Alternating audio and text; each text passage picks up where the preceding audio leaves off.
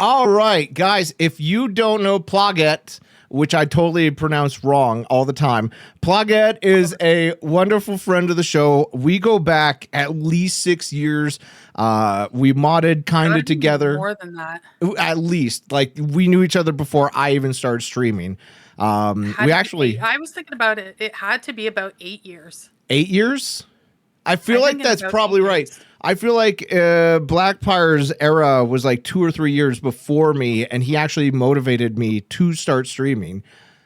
But anyways, Plo is a somewhat streamer. She streamed like 5 times, not very often. She's mod, chatter, viewer, a wife. She's a fellow Canadian, a wonderful person. Honestly, I can't say enough good things about Plo. How do you pronounce your name correctly? Because I'm never going to. The correct way to pronounce it is Plogette. All right, that was even worse. Plu and Plo for short. No, that was so much worse than I thought it was ever going to be. I'm sorry. That is, I thought it was literally just plow. Plo. So the funny thing is, it comes from a surname. Dutch used to go by Pluger or Plug, and I thought it would be funny when we got married to do Plogette because it's kind of like Smurfette, Plogette, but the Dutch meaning of it is actually to plow. Oh, so we're just gonna go to the sexual jokes to start off with. Okay, yeah. Well, how did your husband come up with the Plower name? It's surname. Literally, his last name is Plower? To plow, yep. So, would it be fair to call him Mr. Plow? I mean, if he's willing to be called Mr. Plow, go for it. I feel like I need to make a Simpsons reference every time I see him now. Yeah, no, and it got really awkward for a while there because people would call me Plo and people would call him Plug or Plog, and people would get confused with our names. So that's why he changed it to the Dutch Touch. And why did he change it to the Dutch Touch aside from he's Dutch? That's it, as far as I know. It's because he was Dutch. But he's a Canadian, right?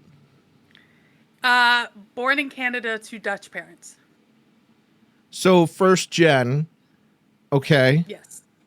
And you are also Canadian and not Dutch? Definitely not Dutch. I am Canadian pretty far back. Okay, very well. Not that it really matters because I frankly don't care about nationality. I'm not out here to be like, one of these countries is better than the other. I frankly don't care what country people come from. I know some people do, which is really weird to me. But that was one of the topics. I might as well jump into it now.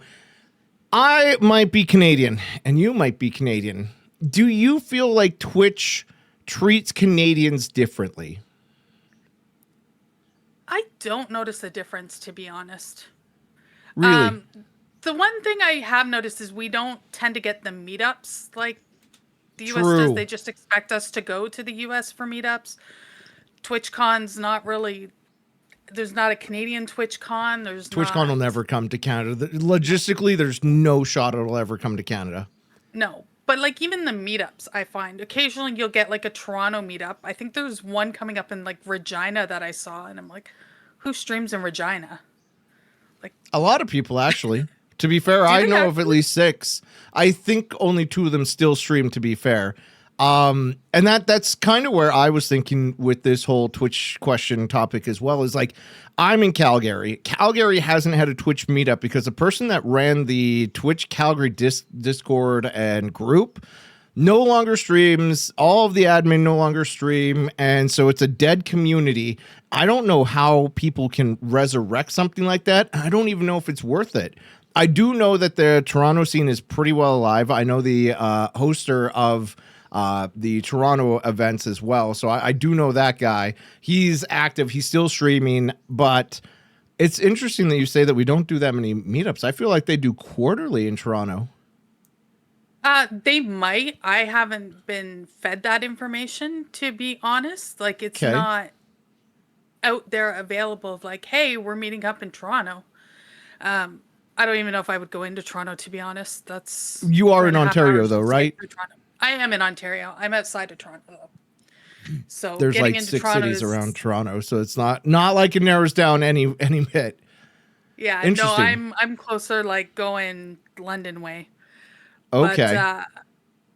yeah, it's the whole joke of it's 3.5 hours and you're still in Toronto. Mm-hmm. I don't know if I would drive in. If I could take the train in, I might go.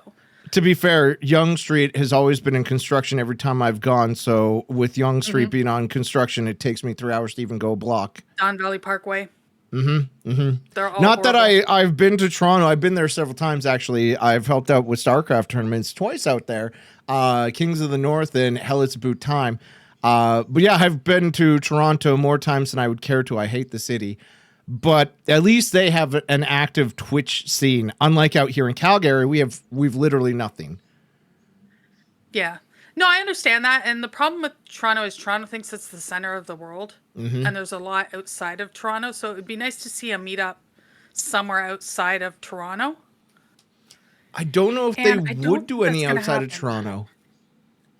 Because I feel like Toronto would be the major hub that they would want to do it and get the most people out for. Yeah, but it's killing a whole section of Ontario that exists outside of Toronto too. Oh yeah, like what? Saint Sault Marie, Thunder Bay, those don't even count. Come No, on. no, further south. Further south.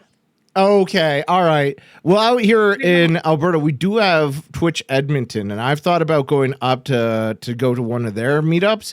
But my problem is that's 3 hours away from Calgary for one way. Yeah.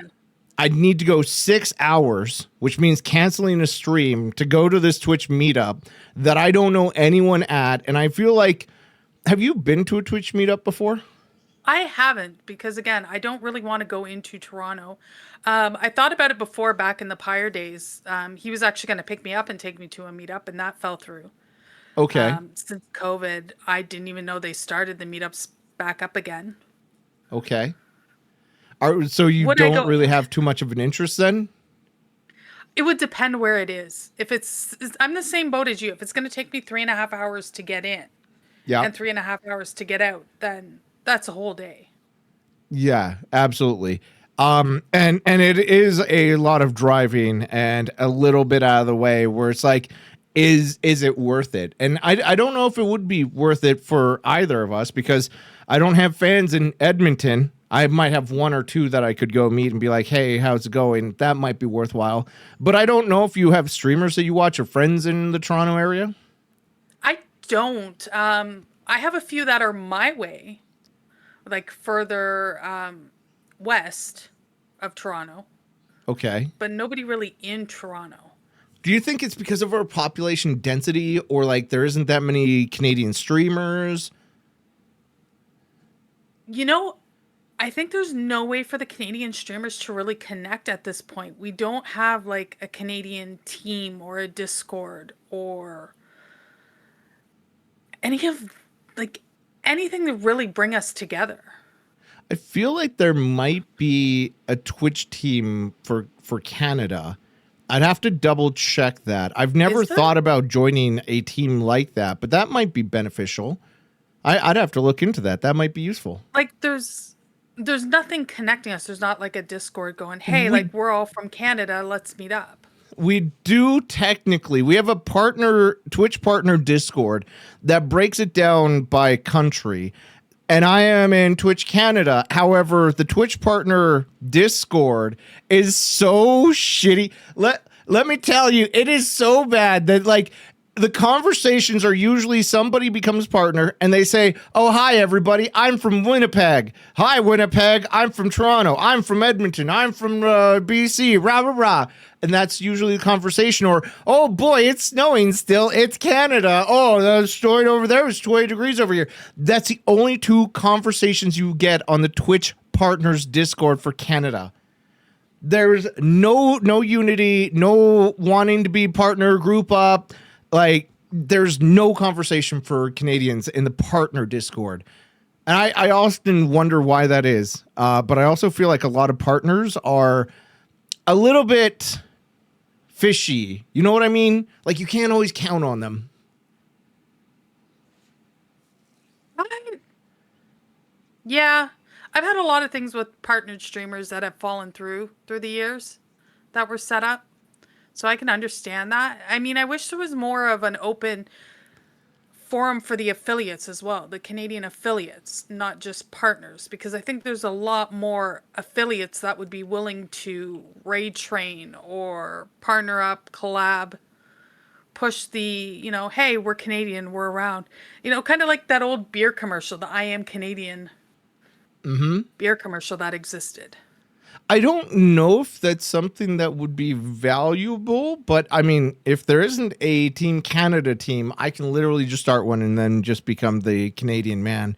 But who knows? Well, I'll have to look into that. It struck my fancy, For but sure. my topic comes up because I've been in so many channels where like it's I want to say overrun by Canadians, and the Americans are so proud and they're like, "Oh, look at my collection of Canadians," and you've never run into that. No, because I think the majority of my streams, especially back when I was a gaming streamer, with my time was Australians. I collected the Australians. As a streamer, you collected Australians. I did. And as a viewer, who do you watch? I tend to watch a lot of late night streamers, so there is more Australians that I watch. A lot of West Coast, so there are West Coast Canadians, a lot of West Coast Americans. And so you stream at what time to get the Australians? Now, I don't stream at the Australian time. I used to start at about 10 p.m. Eastern Standard Time and Why? go till 3, 4 in the morning. I'm a That's night like person. that's like the worst Dutch time work to nights. stream. It just worked for me at the time. That's when I was awake. That's when I was able to focus on games. I'm a night person by nature. Dutch would Yeah. work late, so he'd come home, he'd jump on, be able to mod for me. It worked out Okay. well back in the day. Well, I don't actually disagree with streaming at night. In fact, I argue that's one of the best ways to grow your channel artificially, I want to call it, because like you get all those raid trades of everybody who's ending on North America and they raid Oh into you, yeah. and you collect a massive amount of people, and you can get pretty partnered pretty easily. You can get a lot of viewership late at night as long as you know that people are going to raid into you or you're a funnel. But I don't know. It's crazy to stream all night. It was. I can remember when Hellblade, the first Hellblade came out, and one of my mods bought it for me, and I started it about 10 o'clock at night. And I refused to stop stream until I finished that game. And it was probably 7, 8 o'clock in the morning when I wrapped up stream. Is Hellblade the one that was like God of War? Is that the one with the psychology attack weird Viking one? Yeah, it was the Viking one where Okay. she had psychological issues. Okay. You I would was hear like, voices all over, and yeah. the other one is almost 2 decades old, and I don't think Twitch is that old. But okay, interesting. What other games do you play?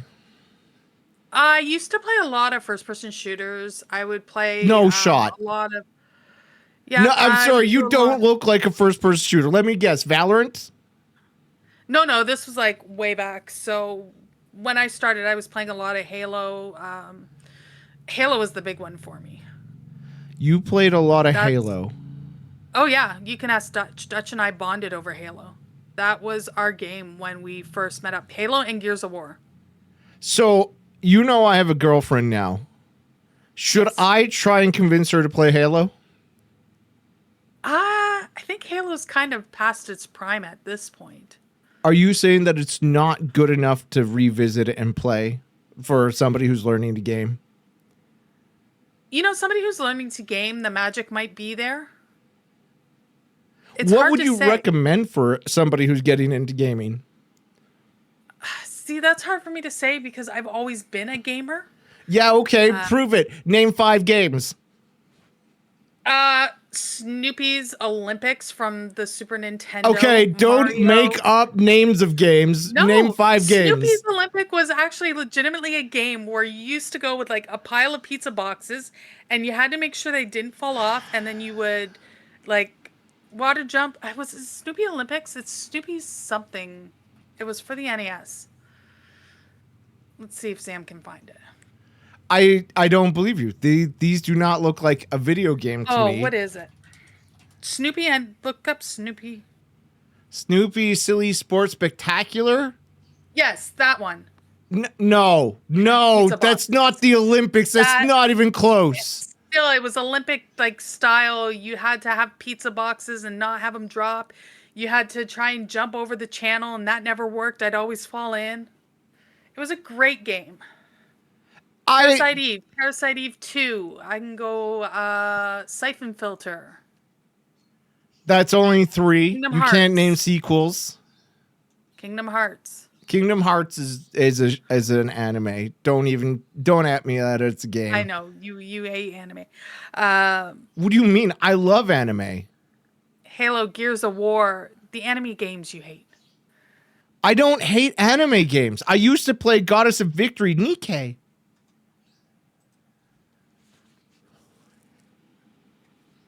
But you named 5. I will accept that. Congratulations. I guess you're a gamer.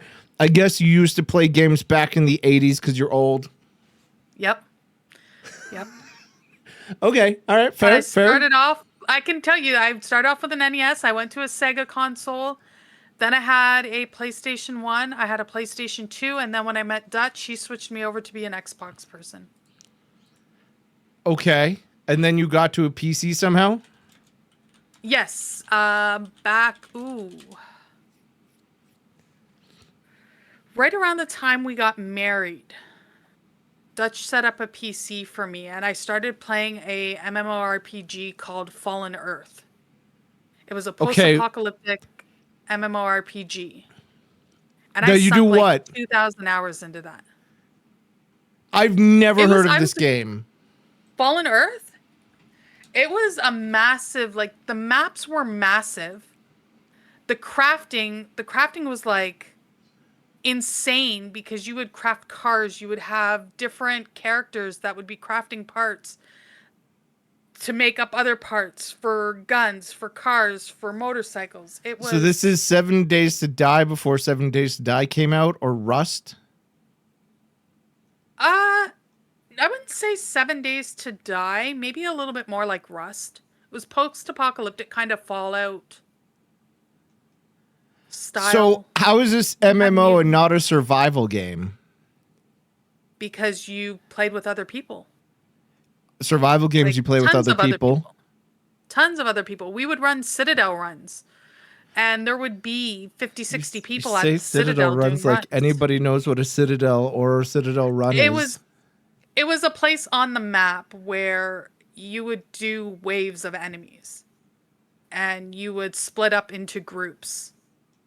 And those groups would actually work together to go to different spots to take on the waves.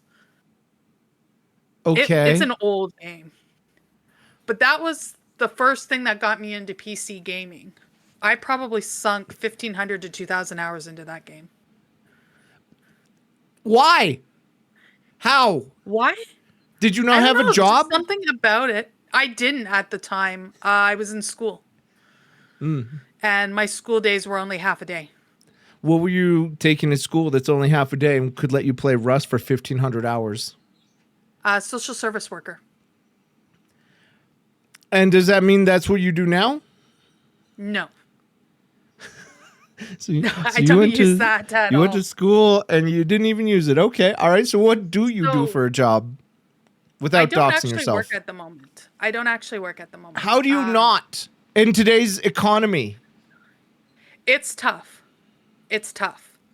Unfortunately for me, I did go back to school to be what's called a personal support worker, which is like, I guess a nursing aide is what they call them in the US. I don't know what they call them out in Alberta, but they help nurses with patient care. I don't know if you call them something. I don't know who those are or what they are. Like, that's not a high priority of knowledge for me. I assume they're nursing assistants. We call them PSWs here in Ontario, and I went to school for that. Why do we have to throw acronyms around? Because that's what we call them, PSWs. Okay, all right. Personal support worker. And you went to school for this recently? I did. I went to school for it. I had worked the job previous, so I knew I could do it. I went back to get the proper education for it because before I was using my social service worker diploma to Yeah. do that job. And I thought, okay, I'll go back. It was an Indian job. The government was willing to pay for me to go back to school to do it. So I went back and then unfortunately got sick right after I finished school. Okay. And so you haven't gone to get a job because you're still sick? I'm starting to look, but there's not a lot out there right now. I The can't go economy back is to the shit. PSW work. Yeah. I can't go back to the PSW work, unfortunately, because of the fact I ended up getting what's called like a colostomy bag, essentially. Oh, yep. And yep. So working with one of those is not the easiest when you're in healthcare because you don't get the breaks, you don't get the time to go deal with that because you have 10 clients that are relying on you. Yeah. So I have to know, what was the sickness that got you the colostomy bag? I have spina bifida, which is a birth defect that deals with the spinal cord. I want to make fun of it because that does not sound like a real name. Like, I have spina bifida. I have toe bifida. I have tososis. So, like, Yeah. okay, so it's a birth defect, you said? It is a birth defect where the spinal column doesn't properly form. You have different severities of it. The lower form is called spina bifida occulta, which is what I have. As you go up, which I can't even pronounce the other names, meningocele and meninge something, something, something, something. You get where I'm saying that this doesn't sound real, right? Yeah, You no. can't even pronounce it and you have it. Oh, yeah, no, the occulta I can pronounce. The other stages that are higher up I can't pronounce. But basically, your spinal cord will come out of your back. You'll have a sac on your back that the spinal cord sits in with the higher levels. What? That's the thing. Yeah, that's the thing. So they put it in a bag? No, it's in like a sack. Like it's still in your back? It's in your flesh? Yeah, it's in your flesh, like a fleshy, like, it's hard to explain. So you have a tail. No, it's not a tail. It's like a round bag that's stuck to your back where the spinal cord will come out into and then go back into your back. Okay.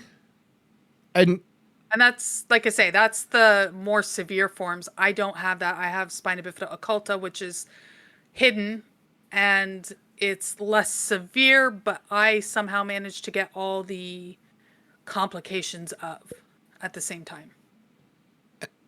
okay, I'm learning about this firsthand, as I've never had to deal or worry about spina bifida occultus meningitis. So how did you get diagnosed? It took a while. My parents knew there was something wrong with me. I had issues with my legs, with my large intestines, and some other things. And eventually, when I was 6 or 7, a nurse recognized the birthmark on my back because I have like a cherry birthmark on my back. And she goes, "That's typical of patients with spina bifida."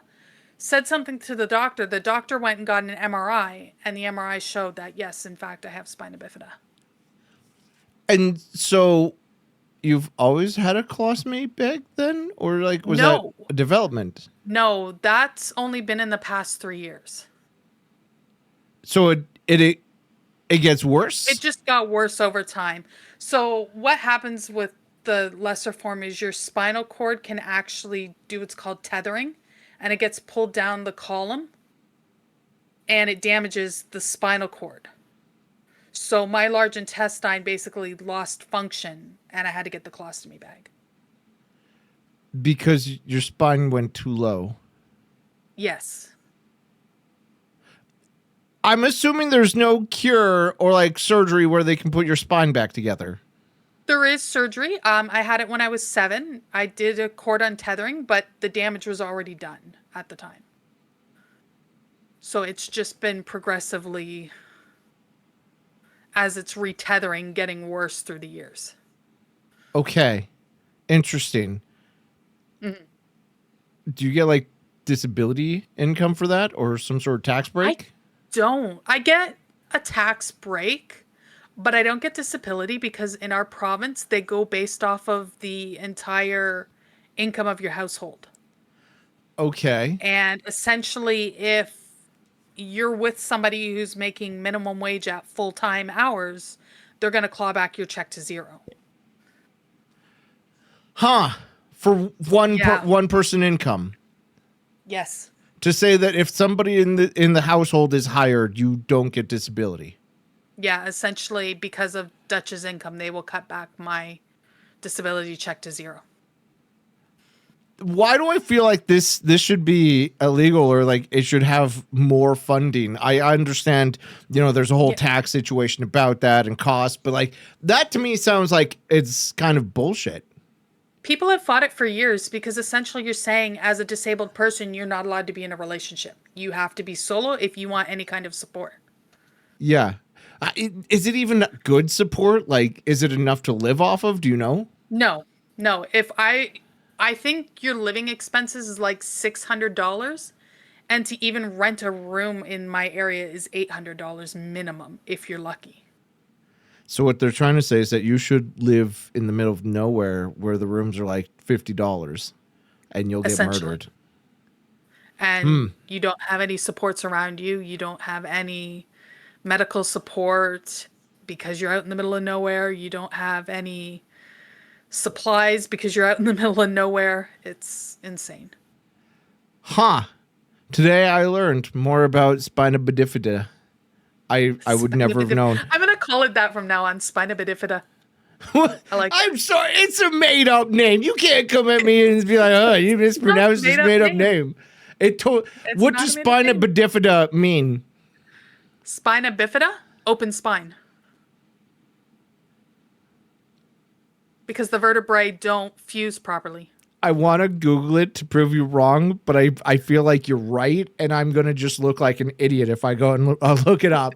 So I also don't know how to spell it because if Nomdeter in chat spelt it right, that is not even close to what I would. No. No, but I do like spina bifida. That's so what I'm calling it from now on. Okay. All right. Great. I'm so glad about that. So. Yeah, that's gotta suck to find a job. How do you get a job? How does anybody? It's hard because there's a part of me that doesn't want to work around food, even though I've never had an issue with my bag like coming off or exploding or any of those things. Like my bags stay on. I don't feel comfortable working around food. It's hard for me to get a job even working like retail if I'm on a cash register because if I have to go to the bathroom, I can't just leave the cash register unattended. Yeah. Trying to find any kind of job like stocking shelves is really hard right now. Like I say, working as a personal support worker, it's not the easiest because I'd either be going from house to house, so you don't have time to stop at Tim Hortons and run into the bathroom, Yeah. or working in a long-term care facility where you have 10 to 12 people you're looking after and you're lucky if you get a lunch break. Like, Have you thought that's about not gonna changing to like QA or safety or HR or something more sedentary? around here they want education for it, and that would involve going back to school. And right now I'm not sure that's financially feasible. Okay. I would assume so with one person's income in this day and age. I don't know how Yeah. people do it. It's rough. It's absolutely rough. Like there's times where it's slim, like, grocery bills will be a little slimmer or won't be able to go out quite as much, but we manage. Okay. Chat wants to know why you chose the personal support worker, or as I like to think of it, power support worker. I don't know why the P. Worker. So I've always enjoyed helping people. My original thing I went to school with before I found out how bad my back was paramedic. Okay. I did a year of paramedic schooling. And then, like I say, I found out how bad my back actually was. They told me, you're better off leaving or you're going to be out injured within 5 years. Now, remember, this is also 20 years ago before they had hydraulic stretchers, hydraulic stair lifts. Mm-hmm. You were doing everything manually. So I went and did the social service worker thinking, okay, it's more dealing with people in clinical settings. And I ended up falling into a job where I had done my co-op placement, which was a facility for adults that had spinal injuries, ironically enough, and worked as a personal support worker there off of my social service worker diploma, helping people. I actually enjoyed it. Something about, making their day a little bit better, you know, trying to get them to laugh a little, like not give them some kind of independence because most of them were in wheelchairs. It was something that I enjoyed doing. So I figured, why Okay. not go back, get the proper education and do it properly? Because I could get hired on in more places with the actual PSW education. Except if the economy tanks and you can't really do it with a colostomy bag. Yeah, but fair. Yes. Fair. Yes. Interesting. So, in the meantime, you haven't been streaming. Is there a reason for that? Is it the schooling? Is it... It's been the health because of the large intestine shutting down. My stomach also started shutting down, and I ended up with something called gastroparesis, which is Yep. a paralysis of the stomach. That one I know about. And yeah, see? And unfortunately for me, it's really hard to stream when you feel like you're going to throw up the whole time. So I didn't know that haven't was a been side as effect of active. that. It is. It's very rare, but it is a side effect of it. Huh. Because as far as I knew, it was just literally your stomach shuts off and that you have to work on starting it back up or whatever. And there's whole exercises and stuff that you're supposed to do. It's very common after a lot of surgeries that your stomach gets Yes. paralyzed and then you have to start it up as well, which is really interesting that nobody ever talks about that as a side effect of surgery. Nope. Oh, yeah, your stomach can just shut off. Oh, okay. Yeah. Yeah, that's why they suggest you chew gum after surgery too. Yes, to get your digestive tract restarted, which is really interesting. I never knew that until I watched a YouTube short about it. And I got to say, I learned a lot from YouTube shorts, which is really awkward. Oh yeah.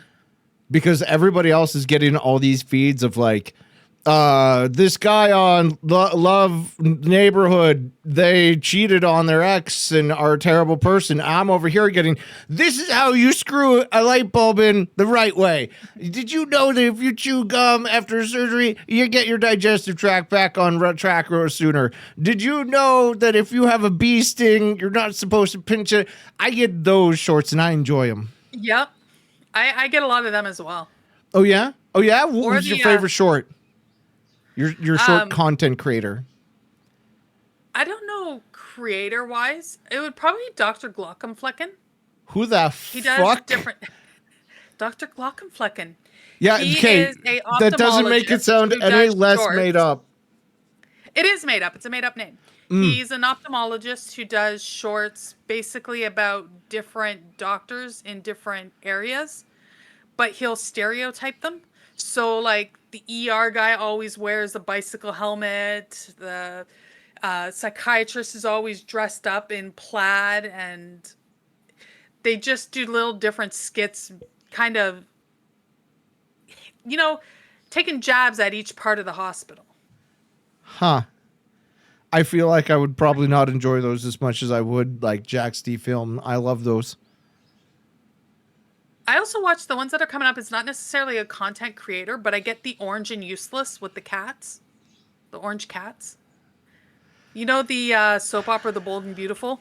It plays No. that music, and it's no, you don't know the Bold and Beautiful music? Why would I know what the Bold and Beautiful even is?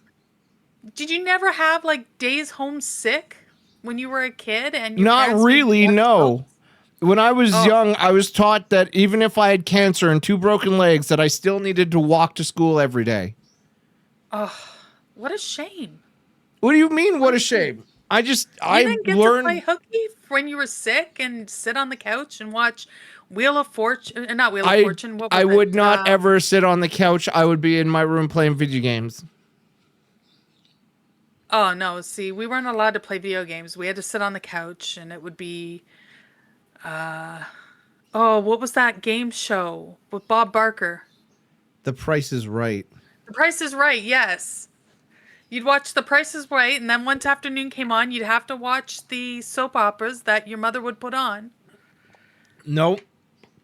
I feel like my mom missing watched out. The Young and the Restless or something. Young and Restless, Bold and Beautiful, Passions. There were a few different ones that were on. Yeah, okay. All right, cool. I'm glad we went straight to the soap operas. Do you watch soap operas still? No, the only one I ever started watching was Passions for a little bit after I graduated high school, and that Why? lasted all of 6 months. Why? Probably because of the one character, Timothy, on there. He was a doll that came to life. It was really weird, but I watched it. I'm sorry, what? Wanted to see where they were going to go with it. All right, I'm sorry. What? Passion Timoteo? Timothy. Timothy Passion works at Novus Energy Center. Show? Passions. Question mark? Passions.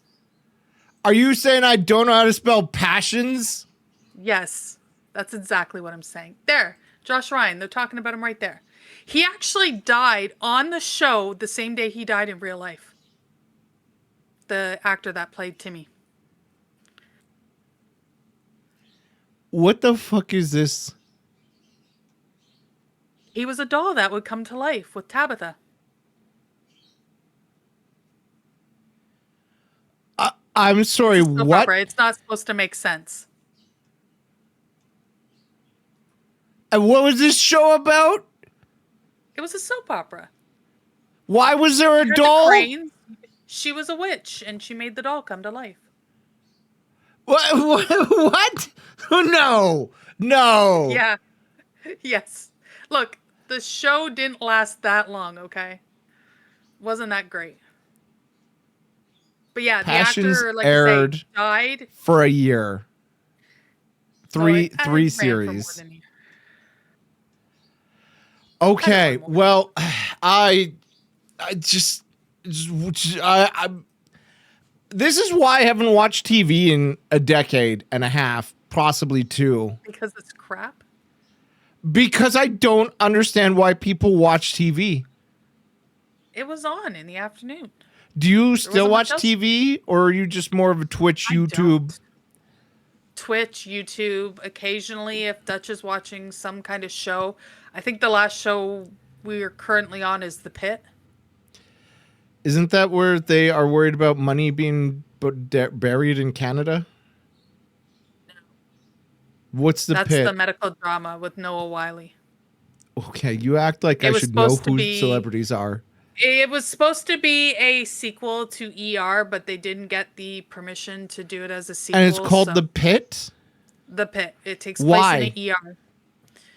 That's what they call the ER. The Pit. No, that's where they throw all the money because they think there's treasure buried on an island in Canada.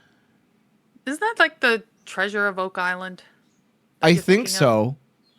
Yeah. That they've been looking for the last 10 years and still haven't Yeah, and they found? keep putting money into building a giant pit or mine underneath everything, and they keep getting Why? cursed or something. Because there's treasure. You would have found it by now. What if it's just buried further? I mean, I guess it could be buried further, but I really doubt it at this point. Okay, all right. There's got to be a point where you spend more money than the treasure's worth. And they've got Yeah, to be pushing that point. But you get the prestige of knowing that you're the one who found the treasure of Oak Island, the pit. Are you secretly a treasure hunter, Zam?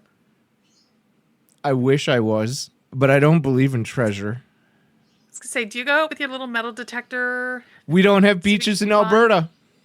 You don't need a beach to use a metal detector. Okay, all right. So what, am I supposed to go climb the Rocky Mountains and have a metal detector? It's Sure. all rock. Sure. Okay, go magnet fishing then. See what you can find. Magnet fishing for treasure. Yes. Yes.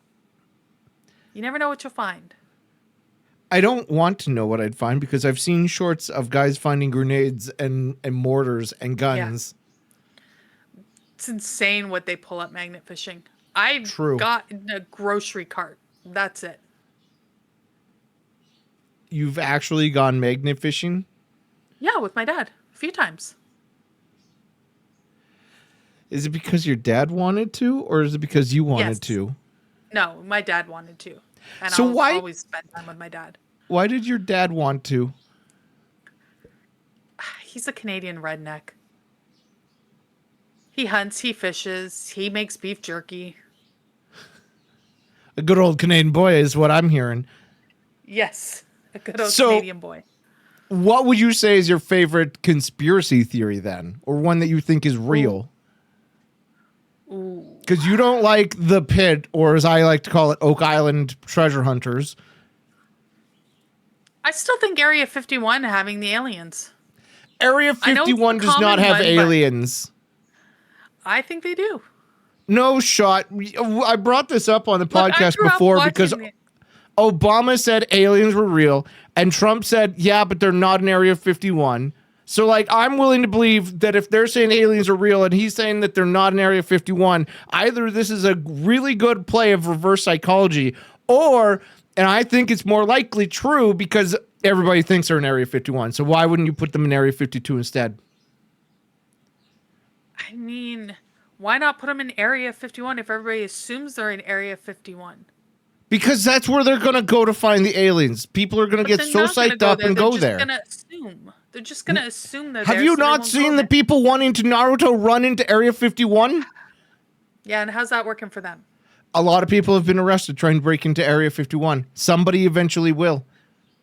I think for me, it's because I grew up watching the X-Files. So that was always the one that was just favorite to me was Area 51 and the aliens. The little green men. Did you see the Mexican aliens? No. No? No. What are the Mexican aliens? You literally have never seen them. No. Oh, we're going on an adventure. Oh, Mexican alien mummies. There's little mummy aliens. They're little dehydrated aliens, right?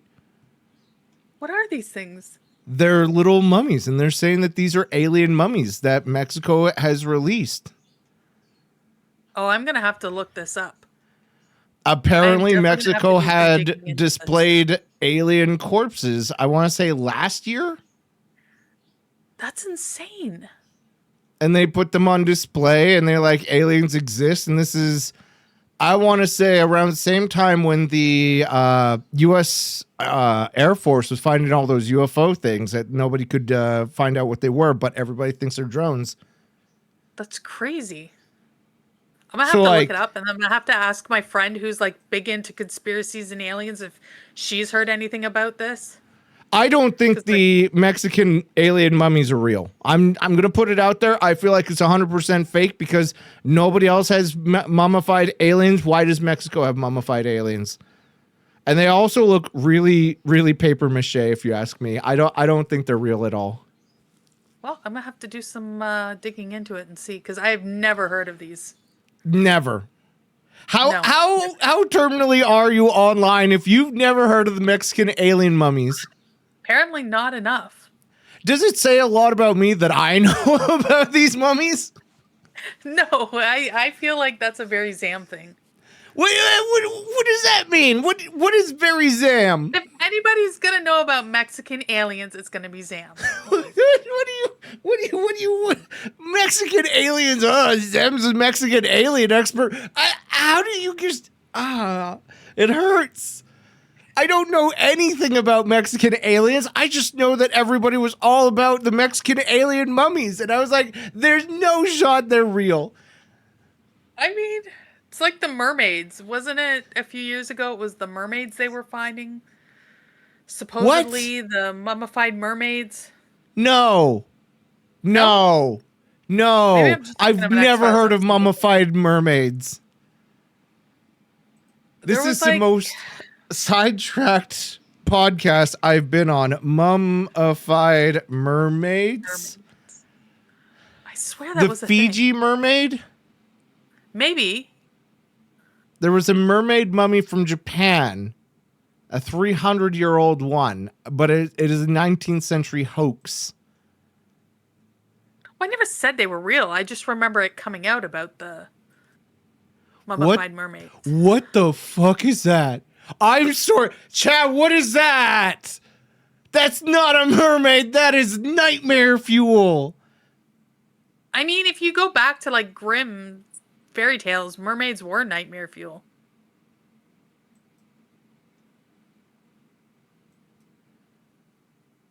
Oh my god, these are disgusting. They're no shot. These are real. This is clearly somebody wanted to do art. Like that, you can't say that that's fossilized. No, I've seen fossils. I've gone to the Drumheller Museum of Dinosaurs. These aren't real. A Dutchman posted it in a warehouse. Oh, okay, so basically you like these mermaids because of the Dutch touch. I get it. Oh, that's got to be it. It's got to be it. It disappeared in one of the many fires that destroyed parts of Barnum's collection. Oh, okay, so they were so real they got destroyed in a fire. Mermaids aren't real. Neither are these mummified aliens from Mexico. That's fair. So your only conspiracy theory that you love is the aliens in Area 51. Yes. Okay. And maybe Bigfoot. Gotta give it up for Bigfoot.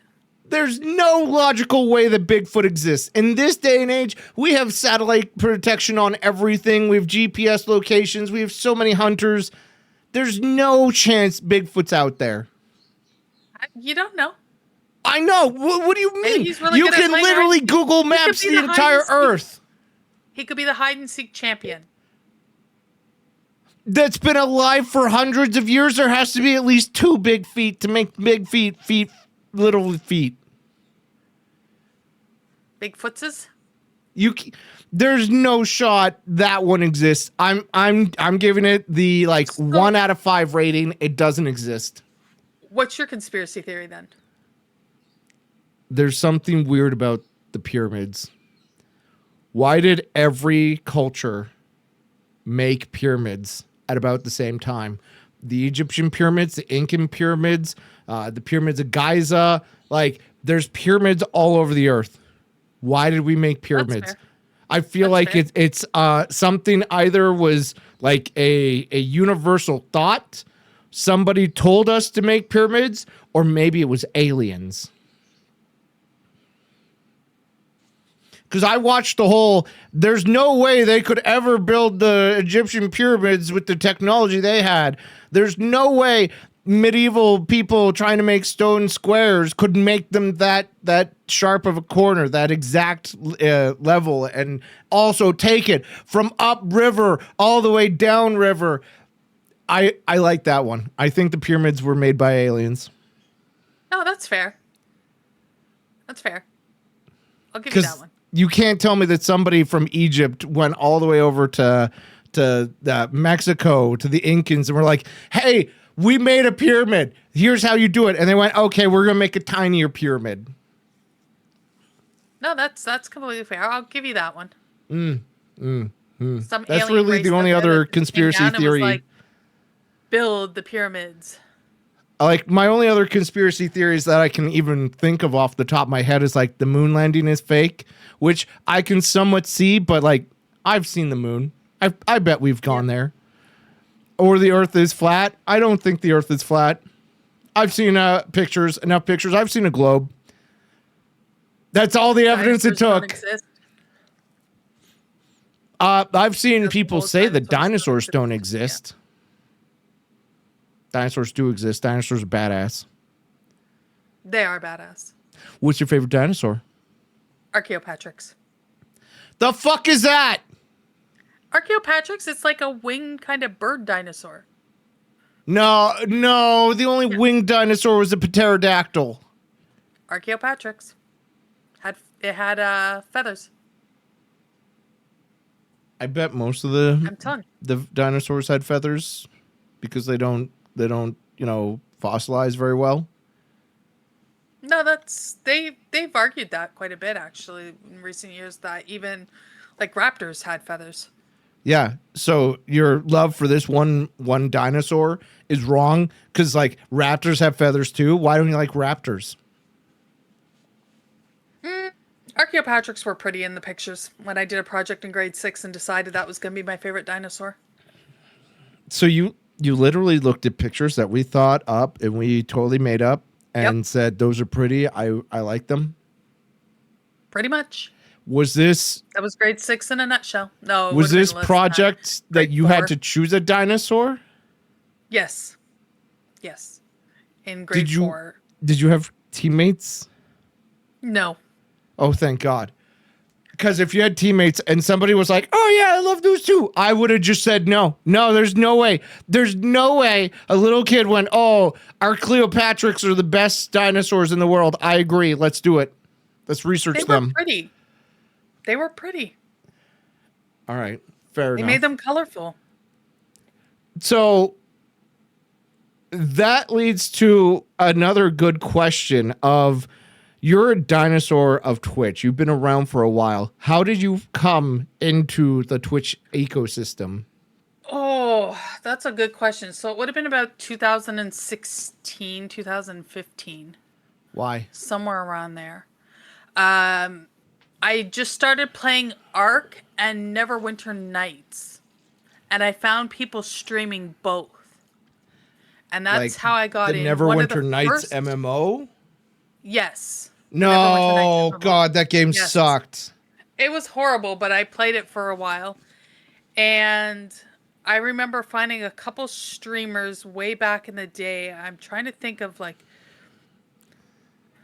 Yoda1 was the one person's name. And I don't even remember who the other one was that played Neverwinter. And I just started following them. And one of them encouraged me to stream because back then you could stream via the Xbox. So I'm like, okay, I'll start streaming through the Xbox and started getting into Twitch. And then not long after that, I discovered DayZ. Zed. And a few DayZ streamers. Zed. DayZ. Zed. I don't care. It's DayZ. Also, H1Z1 was better. I'm going to say it. H1Z1 did the Royales first, didn't they? Kind of. They had the game, but then they went into the Royales where it was the Toxic Cloud and yeah. I wasn't really a fan of the Royales so much. Like I enjoyed the storytelling that the people over on DayZ would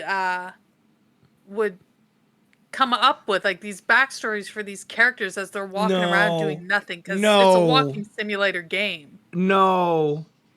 And they made up characters? They would make up backstories because they're just trying to fill the airtime.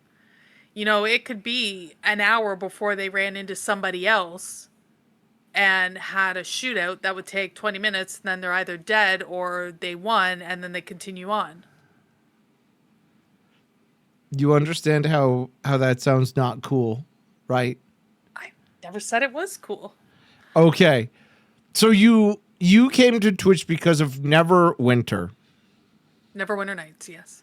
I feel like Neverwinter Nights is specifically the single player game. I feel like it's Neverwinter. Might have been just Neverwinter, yeah. I might be wrong, but I'm just putting it out there. Neverwinter Nights was a good game where I quit after Act 2 all the time because it got too difficult. But that's neither here nor there. I enjoyed the little bits I did play of it. However, from Xbox, and so like you would watch on your Xbox, or did you have your PC at that time? At first it was the Xbox. Then when I got my PC, I started watching on PC. But that was closer to the DayZ days. Zed, how do you watch on Xbox? It had an app. You would just open the app up. Huh. Okay. For some reason, I could didn't think that stream you from could it? watch. I know you could stream from it. I know people Yeah, that no, you still could stream watch from it. consoles to this date, and I think they're Pretty fucking sure you crazy. could watch. Yeah, I'm pretty sure you could watch. I'm sure you can watch, but I never thought about it. I would never open up my Xbox and be like, Xbox, Twitch, because the Kinect would load and be voice act. And we had the Kinect. So. No, that was we such a did. piece of shit. No, you know what? I have a really good memory of the Kinect because Dutch and I started playing Alien Isolation. And we didn't realize that the Kinect would hear and see your movements when you were playing that game. So we would go hide and we'd be saying stuff to each other, and the alien would find us every single time, and we couldn't figure out. And after about 40 minutes, we were sitting on the pause menu, and it's like, disconnect audio input. And we're like, what? Yeah. Yeah, that game heard and saw us. So when we're sitting in a locker going, crap, crap, crap, crap, crap, it would hear us every time and come straight for us. Did you ever play that Han Solo Kinect game? No. I was it just called the Solo? Dance Dance? I don't know if it was Dance Dance, but there was a Kinect game where you would dance to Star Wars music.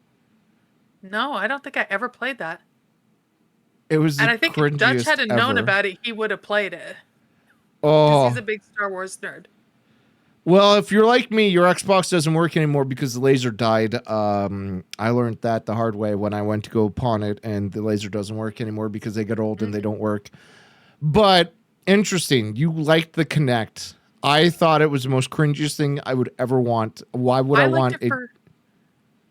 No, I liked it for Alien Isolation. Only one, and it was because by mistake it was automatically on. So I played it once without knowing it, and I love it. Do you want to know a fun story about the Xbox Kinect technology? Go ahead. It's still used for CAT scans at the hospital. CT scan machines actually use Xbox Kinect technology. What do you mean? To figure out where the person is on the bed to line them up. So it's not voice acted? Not voice activated, no. It's not like Xbox start CT scan. No, I actually tried that. And then it gets a red ring, of course, because, you know, it's an Xbox. Right? Yeah, no, I remember going for a CT, and they were touting this new CT that our hospital got. And I'm sitting in it, and I'm lying back, and I'm looking going, why is there an Xbox symbol on top of the CT? And he goes, oh, it's basically the Kinect, and we use that to see where everybody is positioned on the table. Yeah. No.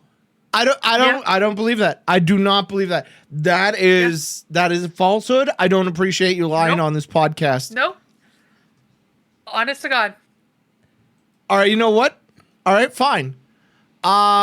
RCT scans powered by Microsoft. Not powered by, but they use Xbox technology.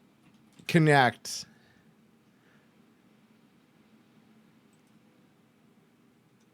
Oh. Okay, I want you to read that first line there, Zam. No. Come on. No. You're never going to go for a CT again, are you? Or ever? Oh my God, it is. Oh my God. No. They've actually since covered at our hospital the Kinect, like the Xbox symbol. Why? I have no idea. Why? No. I'm concerned over the fact they're going for a CT and there's an Xbox symbol right there. I want to know the story. I'm not gonna Google it, but I feel like somebody was like, "Oh, I got this new Xbox game and it does motion tracking, and I'm working on this new technology to try and scam people, but we need to know where they are. So let's just use the behind the scenes. Let's get the API for this." Yeah, it's crazy. I can't believe it. I can't believe they use Xbox for that. But at the same time, that's kudos for Connect to be able to solve medical problems like that, I guess. Yeah. I wonder if You wouldn't have streaming has expected ever done anything like that for medical improvements. If who? If streaming, like if anybody uses a C920 or an Elgato Stream Deck for like operating the CT scan, you just push a button on the Stream Deck. I don't know. I know they have iPads in the CT scan, but that's about it. Are you supposed to? Oh no, it's not MRI. Okay. It's CT is not an MRI. It doesn't matter. It's not magnetic. Yeah, I was thinking an MRI for some reason, but okay, fair enough. So, you know this because you go to the hospital a lot? Yeah, I'm a frequent flyer there. First I've off, had 22 you're not CTs flying. in 22. Well, no, we call 22 CTs in the past 4 years. So that's like one every 2 months? Give or take. Huh. Okay, very well. I'm sorry that you have so many health issues. I feel like I'm a pinnacle of healthiness. I have plenty of things that are wrong with me. Don't get me wrong, and I've won so many genetic lotteries myself. But I'm glad that I don't have to use a hospital. I probably do need to use a hospital to be fair, but I don't go to the doctor. I'm a typical man. I won't go to a doctor unless I'm like specifically dying. Yeah, the problem for me was before I got my technically ileostomy bag. I was at a high risk for bowel obstructions, so I didn't have a choice. Obstructions. I'm sorry. The little child in me is like, oh, I'll obstruct your colon. Highly inappropriate. Also, you are married, so I need to specify that I will never obstruct your colon.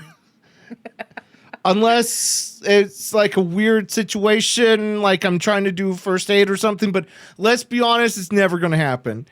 It's never. No. So you and I both modded for Black Pyre Empire, whatever he's called now these days. Pyromania. I think he's like whatever. Pyromania now. Dutch was watching him earlier. How did you become a mod there? I don't even remember. Like, I think it was before the partner push. Mm-hmm. He was still an affiliate. And he needed some extra help. And he was asking me. And then he's finally like, can you just mod for me? Okay. Because his mods were like AWOL at the time. And I went, sure, not a problem. Like, I'll mod for you. This was back when I was trying to learn City Skylines. Because he was playing a lot of City Skylines back then. It was a good game. I enjoyed watching it. City Skylines 2 didn't live up to the hype. Yeah, I haven't played it yet to actually know. We have it, but I haven't touched it. But you didn't know how to play it? No, not when I first... That's how I found Pyre, is trying to find streamers that played it to learn how to play it. So then why were you interested in it? I liked the SimCity games back in the day. So cities just seemed like a natural progression. Okay. Fair. I don't remember how he came across his channel. It was probably because I was rated over there from like one of the DayZ streamers that I used to watch, or H1Z1. Also fantastic community there. All those communities fell apart really hard. Yes. Because they didn't find success outside of those games for some reason. No, they did not. Actually, there is only one DayZ streamer Zed that managed to come out of it that I know of. Yeah? Who? The Jam Jar. But they went over to GTA RP. I could see that because that leads into the whole background. I've never liked GTA RP. I'm not going to lie. I always found it to be the most awkward thing to watch. I get the appeal. I got into it, and then because I went from a DayZ or DayZ RP server, the Red Zone back in the day, and they started a GTA RP server early on of the GTA RP days. And I started playing on there. And then somehow I got roped in with a buddy of mine into the dev area of it. We were doing a lot of coding and, you know, troubleshooting and whatnot. And from there, I ended up an admin, and adminning ruined my whole experience of Why? the RP. Because the amount of stuff that people would complain about behind the scenes or stuff they would do in game where you're like, really?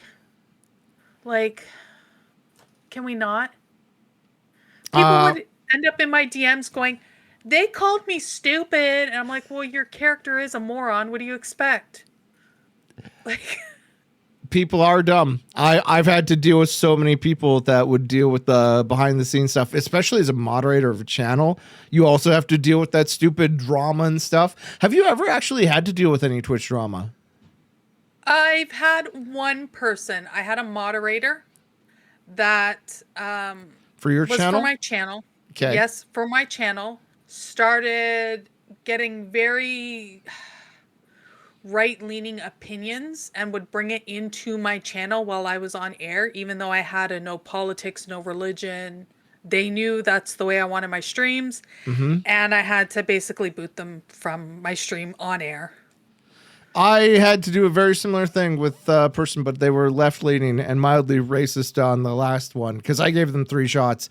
But it led to a little bit of drama. I would argue it's still one of the longest running dramas because I refuse to let them into the community anymore. Yeah, no, that's fair. I think with GTA, like any drama that would have started up there, I pretty much washed my hands of when I left the community. Because when I left, I left. I cut off. I didn't watch really any of the streamers anymore. I made sure I wasn't mod in any of their channels. I wasn't really in the Discords anymore. I just clean braked and went, I need my life back. So what do you watch on Twitch nowadays? I watch a lot of the Makers and Crafters. I don't really watch a lot of video game streams anymore. It's the Maker and Crafters, it's the art streamers. I get that. I honestly do. I don't think that anybody watches gaming as much these days. And I also find that watching gaming is also incredibly boring because I'd much rather be listening to somebody rather than watching them play a video game. Also, most of the video games suck these days, to be fair. Also, speaking of which, I have a bone to pick with you, Zam. I might have picked up a certain library game yesterday after you were playing it. And I am now 1,500 books in. Only 1,500? On the shelf. Yeah, that's all I'm at right now. What a shame. Are you at least cheating with the skills like I am, or are you doing it the actual way? Oh, I did the one where it'll bring the books to your hand. I got that maxed out. I maxed that out first, so now I just pick up a book and they all come to my hand, and I just automatically put them on the shelf. Yeah, it's a really feels good spell, don't get me wrong, but it also makes it feel like you're absolutely cheating. I'm sorry. It's like it's like doing a jigsaw puzzle and be like, I want 6 pieces exactly like this that connect, boom. And it's just like, all right, well, I'll just put that in now. And it really feels like it defeats the purpose of the game. But there's 3,072 books to put on shelves that go in order of 1 to 10. And they're organized by type and class and spell. And there's so many parts to it that if you were to not use the skills, you'd be there for a long time. It took a while to get the skills up, mind you. I feel like I did a really good technique to find the skills. Well, I did something similar to you. I went and found all the yellow books first. Yellow's very few. I feel like I went a little bit wrong because there's a lot of white books. I chose white books, by the way, if you didn't watch it. Yeah. But the white books, at least they were all in 3 different categories, so it was really easy to find. But the problem is you'd be missing 1 because they're 10s. And then once you find that 1, okay, now the game's cooking. Yes. But I don't know how you would do it without that. Like, there's no shot. My original plan was to look for all the books of a similar type, but like they all look very similar. They are. The spell books were the worst. The like water spell or spell. I'm like, oh, these will be easy. No. I feel like they were would not be easy if you knew where those bookcases were. Oh, I I feel know like where there's they a were. lot of ones that you don't know where the bookcases are. No, they were like the straight up spell books that had the gem on them. They all matched. They were all in the back shelf. Okay. I didn't know that. I thought that was an alchemy shelf. No, I thought that was alchemy's on just the the other spells side. of light shelf, but I haven't finished the game yet. Yeah, I think I quit around 1,500 books or so. I don't yeah. remember, I'm but about 1,500 books. I haven't found a key yet. I found that I was the employee of the month. No, haven't found a key yet either. Fair enough. I feel like it's under all the books. I don't know if there's like a you complete so many and you get the key or not, but why are you picking about me and this game? It was like $5. It's an easy, fun, cheap little game. I know, but and then you got me hooked on it, How? and I'm sitting here putting books away. Well, all right. So Monkey see, monkey do. I love little games like that because it scratches that I don't want to call it OCD because I don't think I have OCD, but it scratches the like completionist kind of itch for me where like Pressure Washer Simulator, the those games with the Ick or whatever it is, I can't remember those ones, but they had like a Christmas map and you were elves or something, you were cleaning up all the dead stuff. What was that? I don't remember the name of the game. All those other cleaning games always feel good for the dings and the $2 for cleaning this, or you put 10 books away. Congratulations, here's a level up. Those feel good, and it feels like you're doing something without having to do the physicality of actually lifting the 10 books and walking up the stairs and putting the books on the shelf. Because I could see people being like, why would you play that? Why don't you just organize books in reality? It's not the same. It's not. It's not. One's work and one's therapy. Yep. It's like Retro Rewind. I loved playing Retro Rewind, which was a VHS store. You ran a VHS store. I think I saw Imperial Jedi playing that recently. It was actually an entertaining game. I feel like I would probably play the shit out of one of those simulator games like the Supermarket Sim or Retro Rewind or the Schedule 1. I just don't have time to sink into a simulator game like that. And their time sinks. And the worst part is, last night I had dreams of putting books away on a shelf. And that's when you know a game is good, when you dream of it. At least that's for me. I know I'm addicted to a game when I literally see it in my dreams when I close my eyes at night. Right. Because I used to do that for like World of Warcraft all the time. I would dream about collecting herbs for the farm. I don't think I've had any crazy video game dreams. Are you okay? Well, that's debatable. Especially if you ask Dutch. He'll tell you it's debatable. Do you have dreams? Oh, yeah, I have dreams all the time. I just don't think I've ever had a real video game. You've never had a video game dream of your life? Not that I can recall. Nothing that's ever stood out to me and been like... So you've never been neuron activated by a game so hard you dreamt of it? No, I can't say I have. You're missing out. You're missing out. What do you dream about that's not video games then? That's not video games. Just I have weird dreams that like don't make sense a lot of times, and then I wake up and I'm scratching my head. What specifically? I don't know. Sometimes I'm flying. Sometimes I'm driving. Like medications will do that to you. Yeah, I've had some really weird dreams when I use melatonin, which is a side effect of it. Yeah, I take that nightly. But is it? I feel like melatonin is bad if you use it chronically. It is, but when you have insomnia, you'll try anything to actually sleep. True. When you use as much caffeine as I do in a day, that's when you typically want to use the melatonin so that you can actually go to sleep. Mm-hmm. Yeah, I will stay up till like 3, 4, 5 o'clock in the morning if I don't do something to try and to get me be to fair, sleep. that's peak gamer hours. It is peak gamer hours. Okay, So, especially in the Australia. so you win the hearts of Australians. You came here because you love the Xbox. You love the RP. You modded for Black Pyre. Do you mod anywhere else? Actively, not off the top of my head. Queenie that was in here earlier, Queen Proethian, I mod for her. I mod for a buddy of mine, Souls. I mod for hubby, you know, the 2 times a year he streams.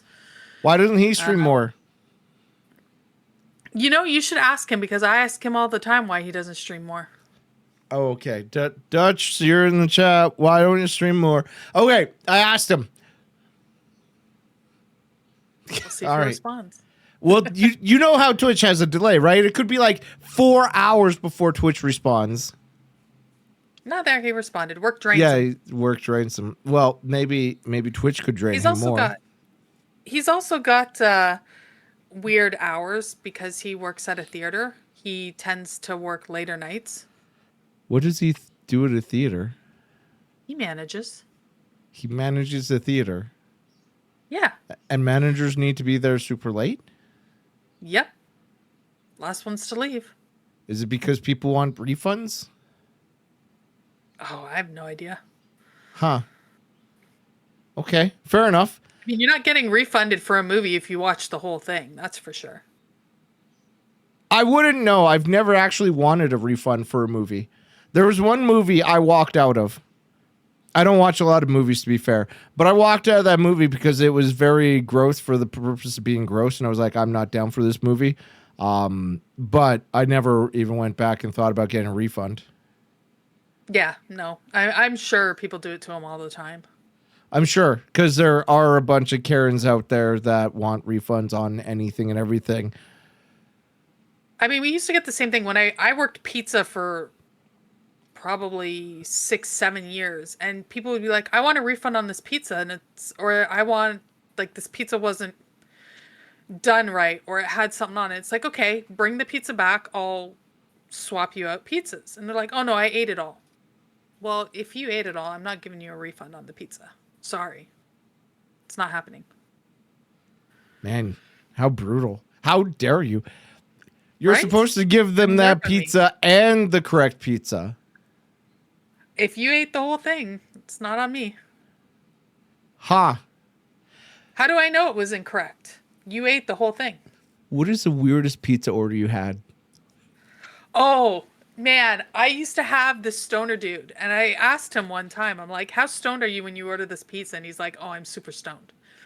It was a Titan, so the big square pizzas, pesto base, cheddar cheese, anchovies, black olives, and ham.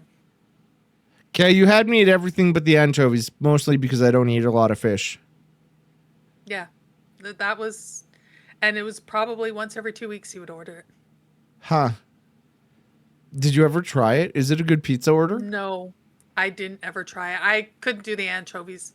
I had a hard enough time putting the anchovies on the pizza and dealing with the smell in the oven. Do they smell in the oven? Oh, no. They do. They're horrible. Huh. It is not a good smell. Why do people put anchovies on pizza? That is one of the top 3 questions I've never been able to answer. Like, that doesn't sound like a good topping to me. Salty, apparently. You can put salt on the pizza without having little fish with eyes and heads. Like, if you took the fish heads off, I would probably be down for it. Yeah, I don't understand the anchovies. I never did. It's the same thing with feta. I couldn't understand the feta because it smelled so bad in the bucket. I could see feta, but I'm not a cheese guy, aside from like mozzarella, cheddar, and like Monterey Jack. A little bit of Swiss, I suppose, or Havarti on sandwiches. I don't understand those, but I'm not a cheese guy. I'm not blue cheese. I'm not a goat cheese. I'm not a feta. See, pig's nose. Anchovies are the worst in the oven. They had a smell to them, and once I used that like pizza cutter, I had to get rid of it. Like, it had to be washed because the taste would just linger. Oh, the smell? The smell was horrible. You mean the smell lingered, not the taste? Well, the taste would linger on the pizza cutter. If I cut somebody else's pizza after I cut the anchovies, yeah. then they would have a fishy taste on their pizza. Huh. Today I learned. I've never made a pizza in my life. I've never worked in the food industry in my life. Probably a good thing. Pizza. I love working pizza. I don't know. It was just something about it. It was easy to make. It was an easy job. Why don't you go back to making pizzas then?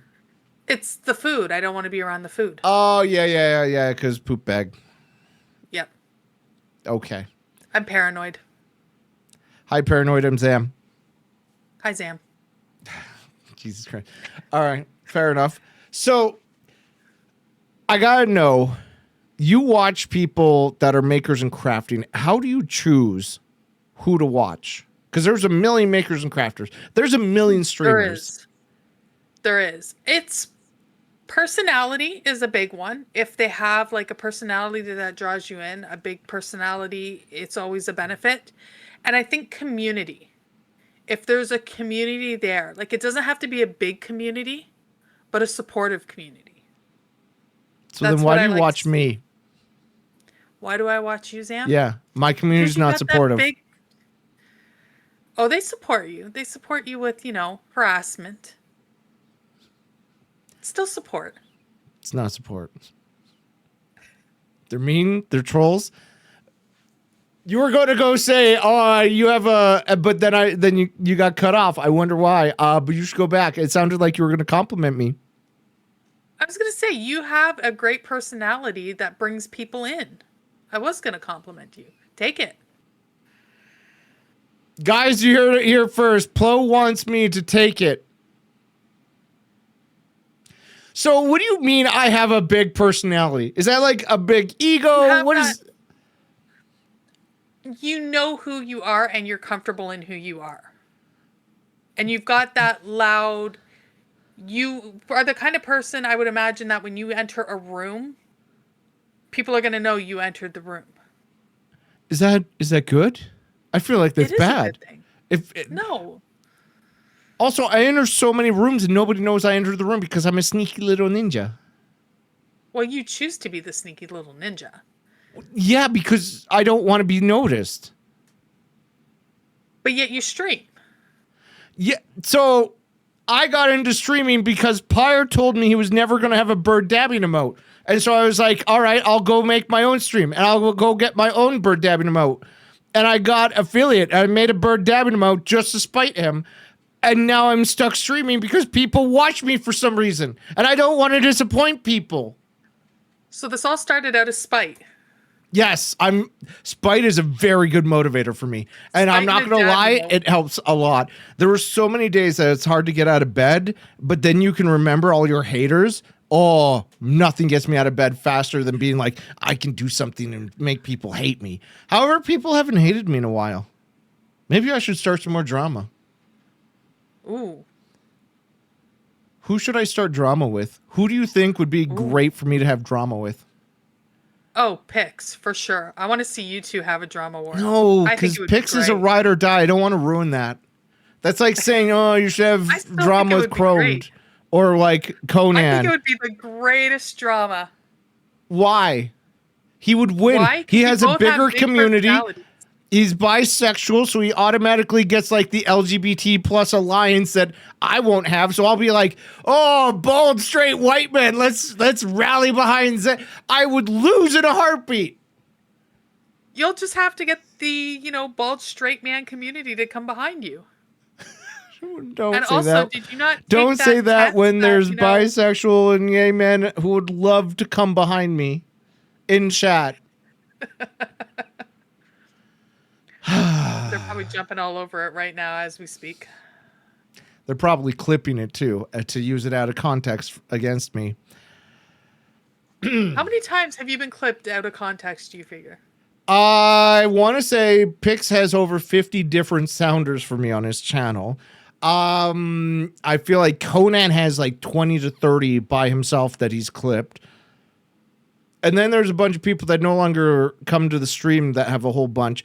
Speaking of people that no longer come to the stream, how how do you get over the fact that you've supported some streamers and they don't stream anymore?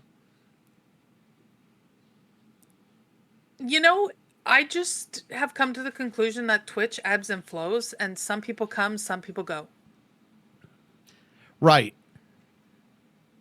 Like, there's a few people that I really wish would come back to stream because I really enjoyed their streams, but I like get who? that seasons of life changed. One was Minder. His name was Minder. He was a DayZ streamer. Did a lot of storytelling in RP. Was really good at it, and just vanished. Completely vanished. I know a lot of the DayZ people completely vanished. Like the Classified Cast. There was a guy who wanted to role play as the president from the Enclave of Fallout. Not Future Man Gaming. There's so many people that from that community up and just disappeared. Dad Z Game. There was Dad Gaming or something. The Dad Gamer that used to stream. I thought it was like Dad Bod Gaming, but yeah, something like that. Yeah, there were a few. They've all left. Like I say, I've just learned that it ebbs and flows. Some people go, and then my time's free to find somebody else.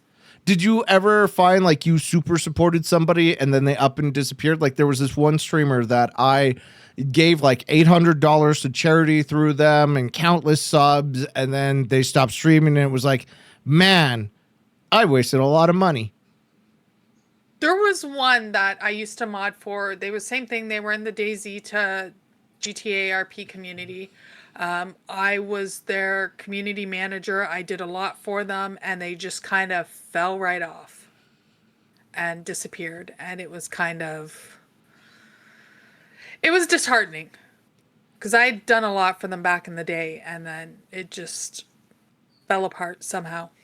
Speaking of falling off, I have definitely fallen off. I'm a has-been. I'm curious about your thoughts on that. Like, what is the biggest fall off you've seen from a streamer? And do you have any lessons that you've learned from watching streamers fall off? So the biggest fall off I've seen was a GTA RPer who would go from about 1,000 views and now pull in maybe 50.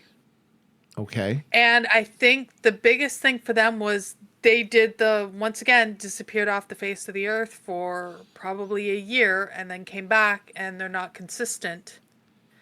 And I think that was the biggest thing that I took away is like, if you walk away from things, you're not coming back to what you had. Like them and the other person I was community manager for, they were both partners. They took 6+ month breaks and went from, 500 to 1,000 people to handfuls of people.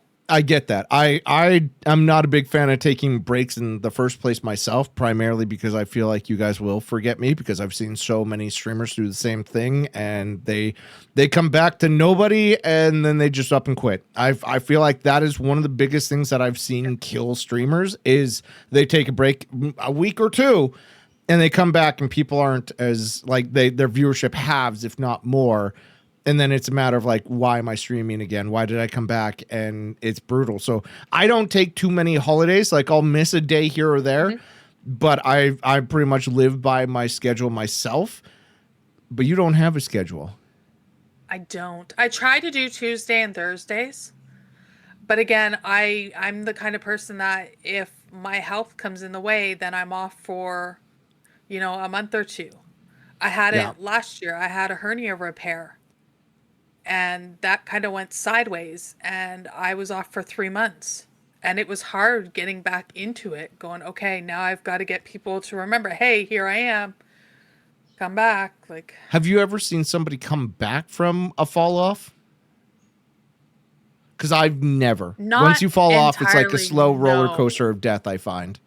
No, the one person that was like pulling in thousands, I've seen them get up to a couple hundred, which is still huge. I mean, I would take a couple hundred viewers easily. Absolutely. But they're nowhere near what they were before. Okay. What is your perception of the future streaming? I think we're gonna have to see a shift. I don't know what that shift's gonna be, but there's gonna have to be a shift because I feel like the gaming streams aren't pulling in the way they used to. Okay. Why? I think people are getting bored of it. Like, I don't you agree watch with the that, big but okay. streamers, you're just watching the content. You're not really interacting, you're not getting that. And I think people, they're not keeping up on stuff. Like, I'm not talking IRL, I'm not talking, but like the gaming streamers that I watch, they're not, what's the word I'm looking for? They're not innovating what they're doing. How do And you I think think they people could are starting to innovate? get bored. That I don't know. That's Would you say the more $1,000,000 Twitch question. interactive games, or like, is that what you're looking for from a gaming streamer? You know, it's not a bad thing for me. Like, with the type of person I am as a viewer, I would watch for more interactive stuff.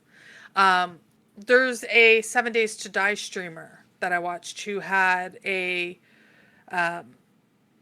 series going on where he got into a fairly high level, but he was moving, so he had to pack up his entire studio. And he basically said, "You know what? For the last day, I'm going to put integrations on. Go ham. Okay. Go ham." And I mean, they did. They managed to get rid of his land claim block, which protects all his stuff. Spawned a demolisher in the base, which blew up and blew pretty much all of his stuff up.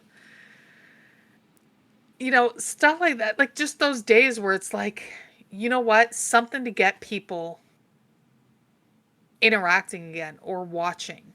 Not just the same old day in, day out.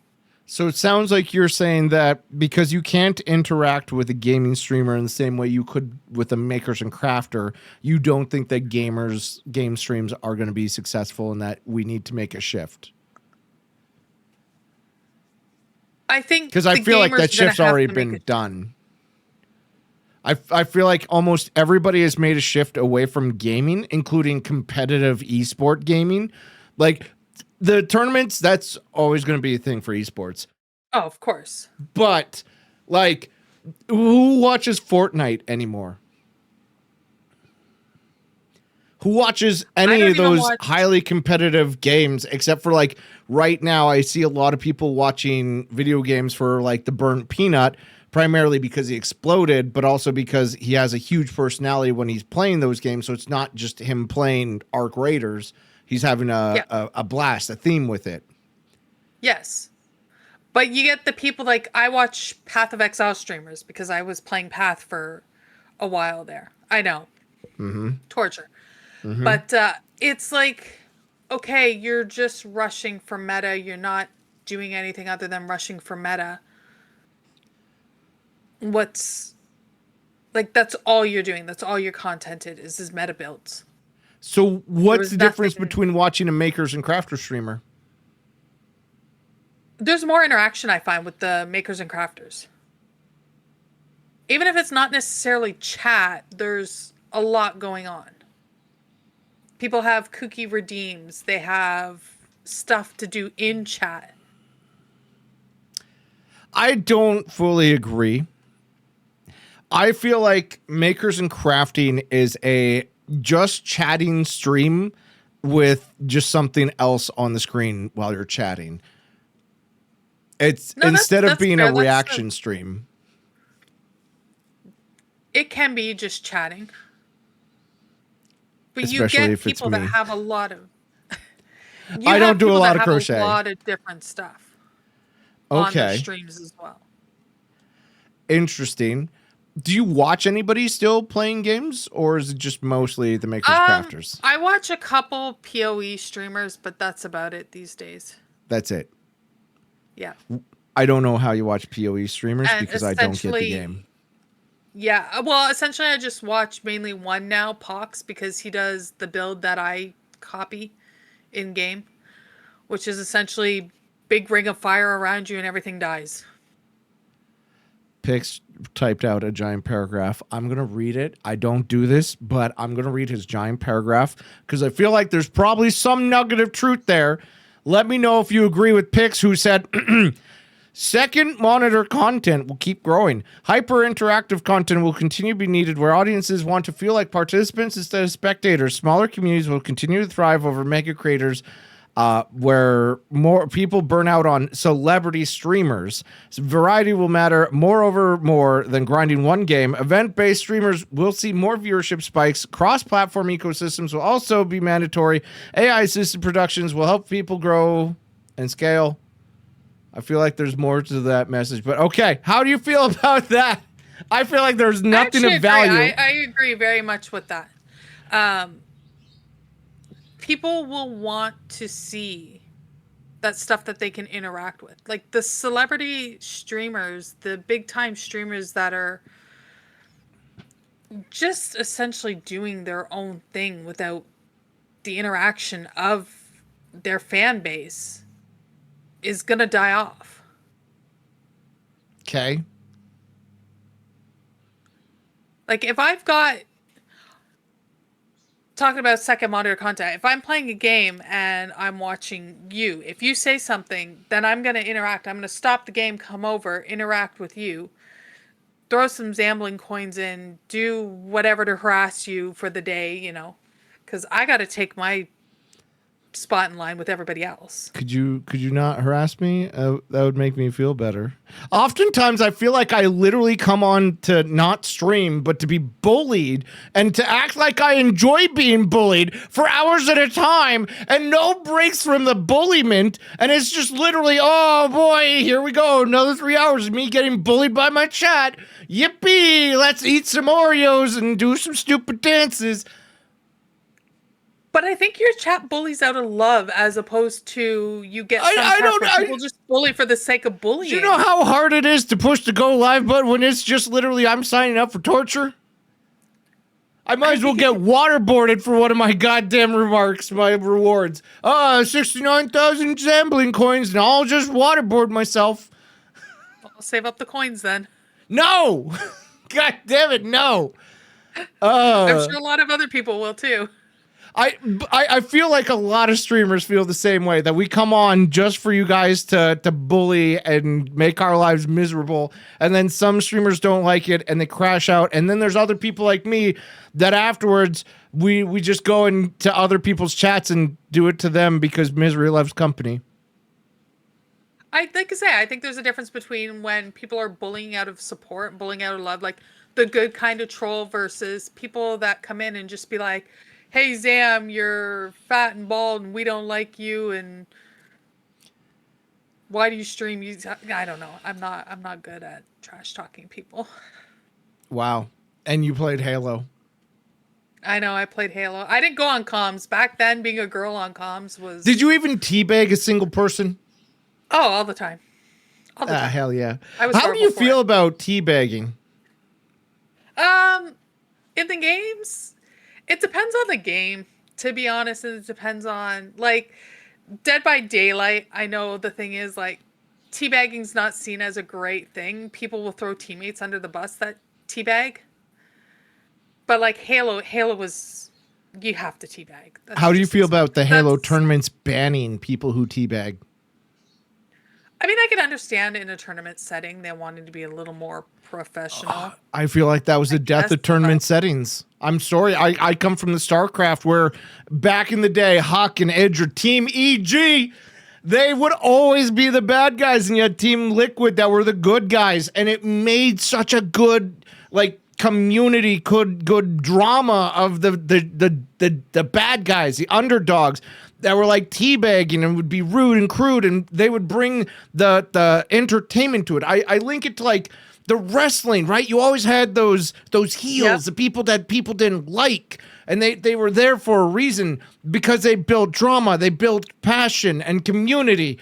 And you have to have somebody that you hate. And if you ban things like teabagging, you're taking a lot of character out of your game. No, that's completely understandable. Yeah.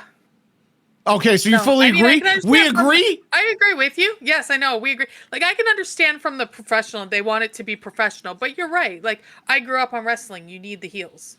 Mm-hmm. You need a bad guy. Everybody needs somebody to hate. And And if it's, a good kill, then you're going to teabag them. If they were being a jerk, and you kill them, you're going to teabag them. That's just the way it went.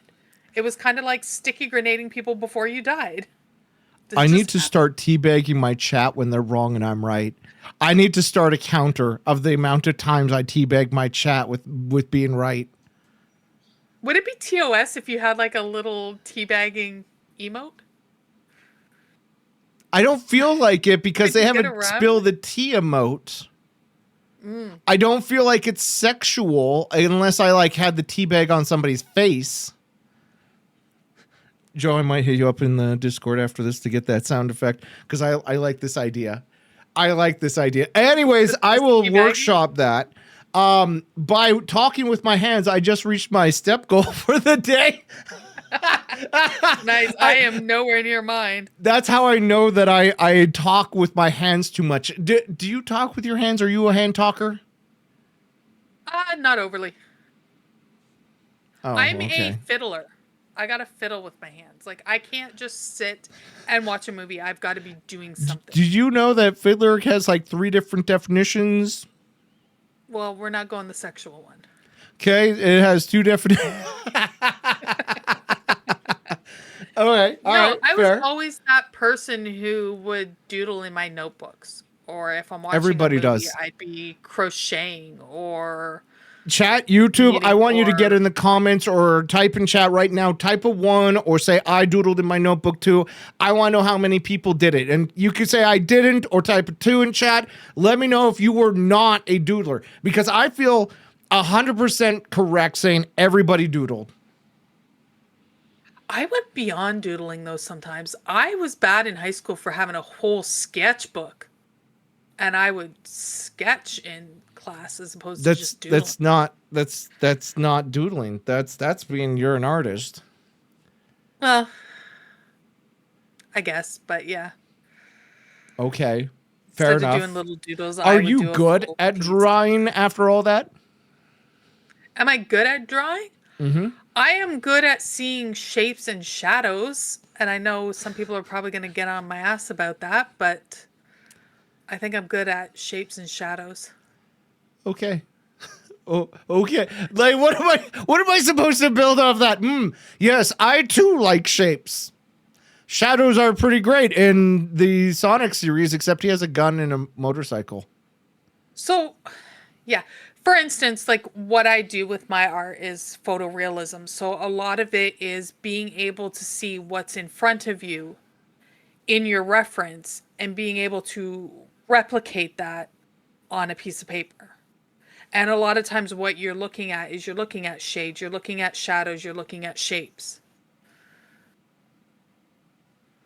Okay.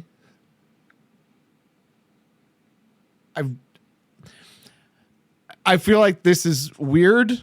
I don't know enough art to be able to tell because I'm not an artist. I've never really drawn very good stick figures as far as I go. I do photoshopping pretty decently, but that's not drawing. I'm not an artist. I'm not somebody who can critique art because if I look at art, I go, yep, that's art because I don't understand it. No, that's fair. Good, because I would hate to be unfair. So another topic I wanted to go into, and you don't have to answer this question, but I'm very curious. Why do you watch me?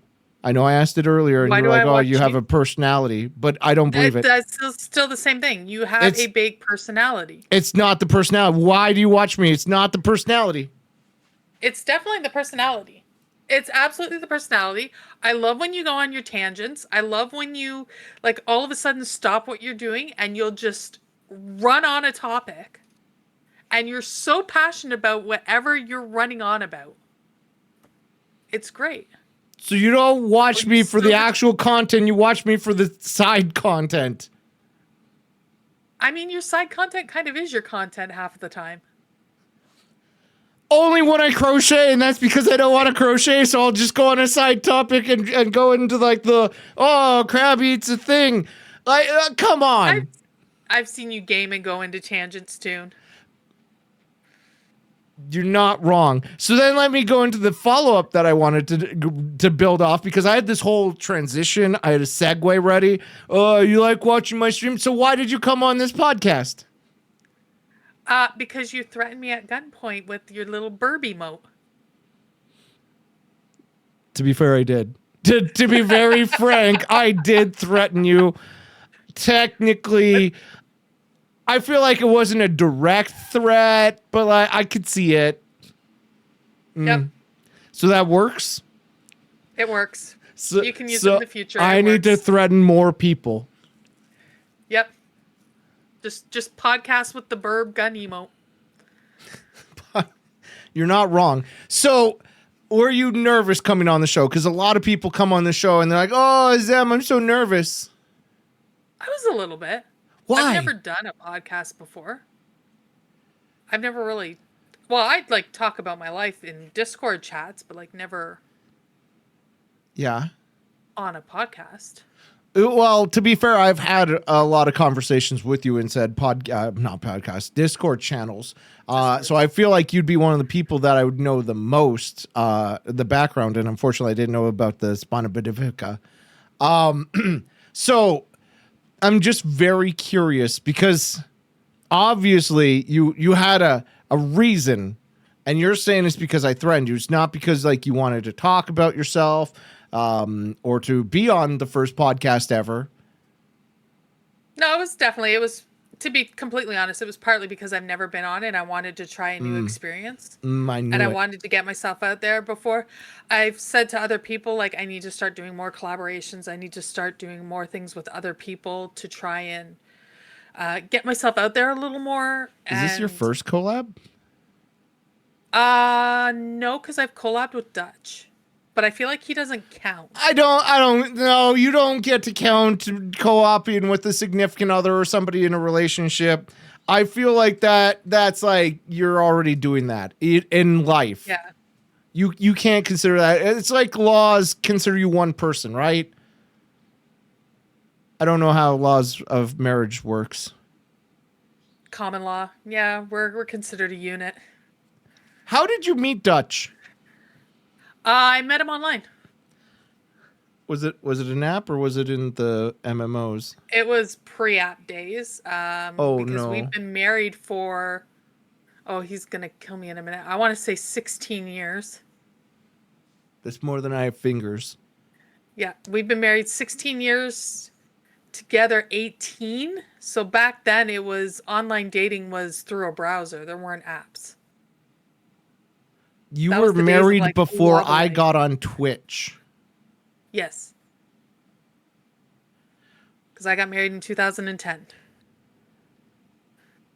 And you found him through an IRC channel, a forum? Plenty of Fish, which was a dating app. Well, like a dating website. I used that website. It was 100% ass. Yeah. No, he was moving from where he lived down to where I am and looking for friends. And we met up on my 21st birthday. And that was July 2nd. By July 5th, July 3rd, he asked me out. We went on our first date on July 5th. So it was only 2 days? About that. Okay. And so how did you know he was the one and that you were going to marry him? Ooh. I just kind of knew after a point that I didn't want to be with anybody else. And that was early on that was probably about 4 or 5 months into us dating, where it was like, you know what? I just can't imagine anybody else around me. If I were to ask him, why do you think he asked you out? Or did you ask him out?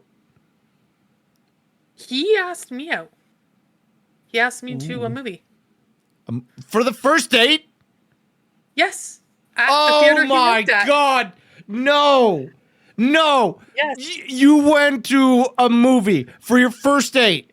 Yes. We went to a movie. We saw Hellboy 2. It wasn't even a first movie. It was a sequel. That movie sucked. How? And we went to Wild Wing for dinner, and I asked for barbecue sauce to dip my fries in, and they gave me like suicide sauce instead by accident. Yeah. So you had the worst date of your life? It was pretty, it had its moments. No, that's not actually the worst date of my life. No, I'm sorry. That's Believe it a or not. terrible date. There's no shot I would ever take somebody to a movie until like the third date. Second off, you had suicide sauce instead of barbecue sauce. You burnt your mouth. You watched a terrible movie. I feel like terrible movies.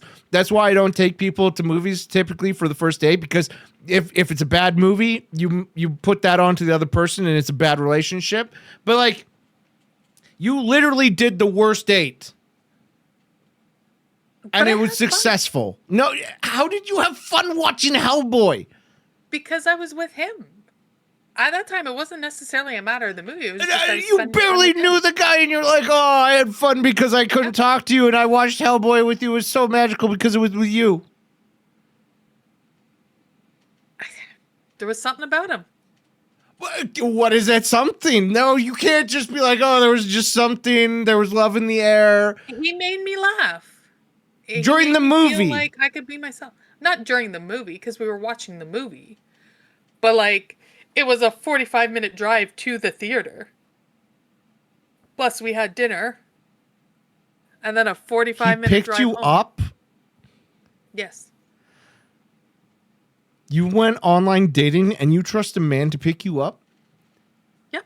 I To did. take you to a movie where you can't talk to the man, to find out anything about him. And then you Well, went we for had met, like chicken you say, wings? we had met a few days before at a restaurant on my birthday. I guess that counts as a first date.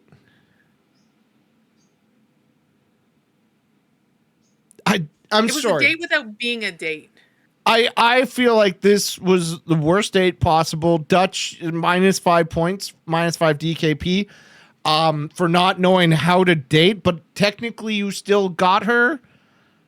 I feel like it was a critical success on a worst plan. This is like when in D&D, the party comes up with the stupidest idea ever, and the DM goes, okay, I'll allow it if you roll a 20. And he rolls a 20, and then you're the DM going, what the fuck? How do I do with this? Like, come on.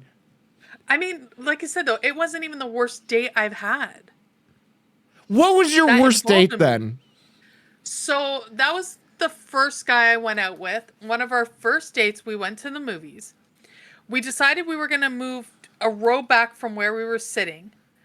I called his name to throw the bag of nibs and my purse because I was stuck between the two seats and I needed my hands free.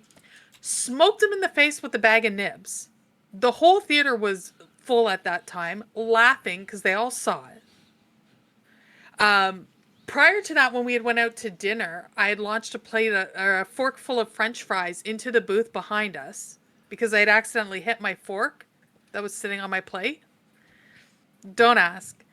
And then, at the end of the night when we left, his car had been broken into and somebody stole his stereo. How is that your worst date? That sounds exactly like your date with Dutch. I'm not gonna lie. Oh, I shot fries and I went to Buffalo Wild Wings for fries, except this time I didn't have any sauce because I shot them behind me. We went to another movie, proving my point that movies are a terrible idea for dating. And I smoked a guy in the face with nibs instead of, like, watching Well, I didn't hit my Hellboy. husband in the face.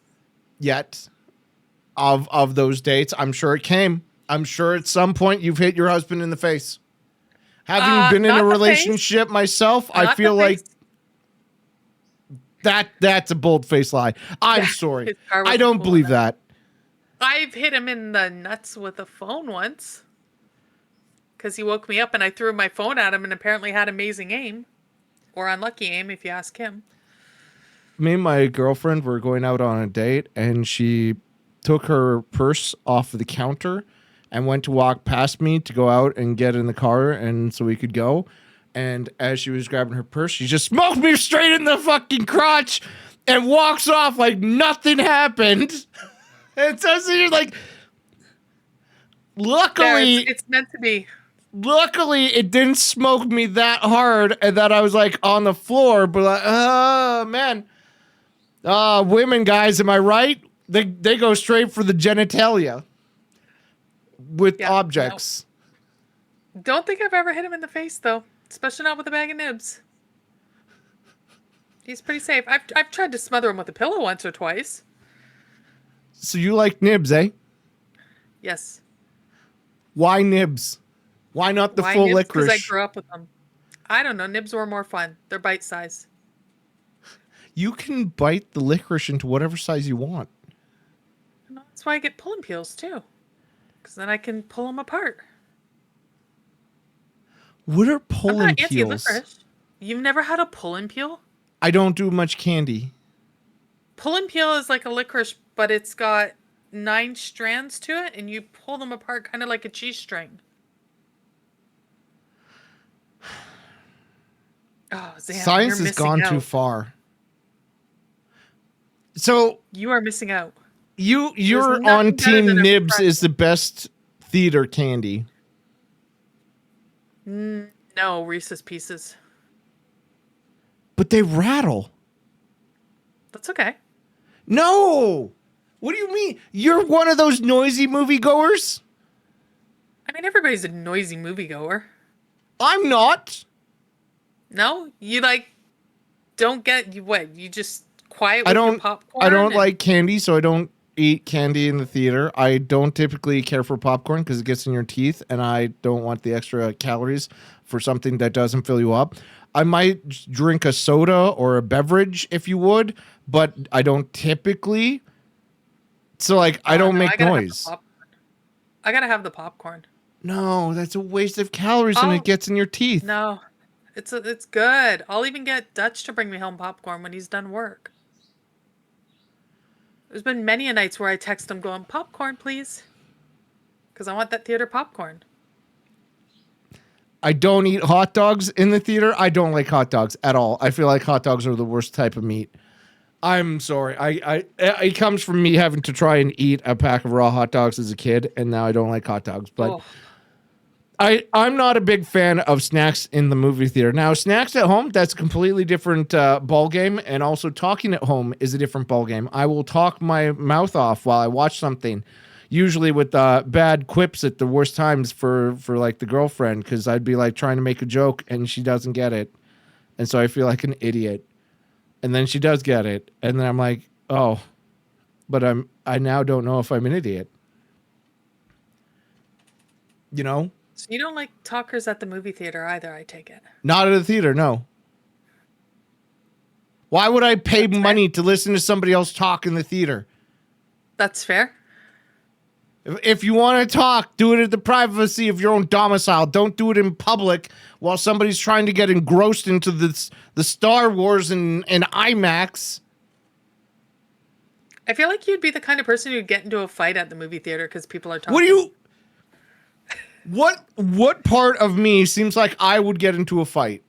Not like a physical fight, but you'd just be like, you need to keep it down.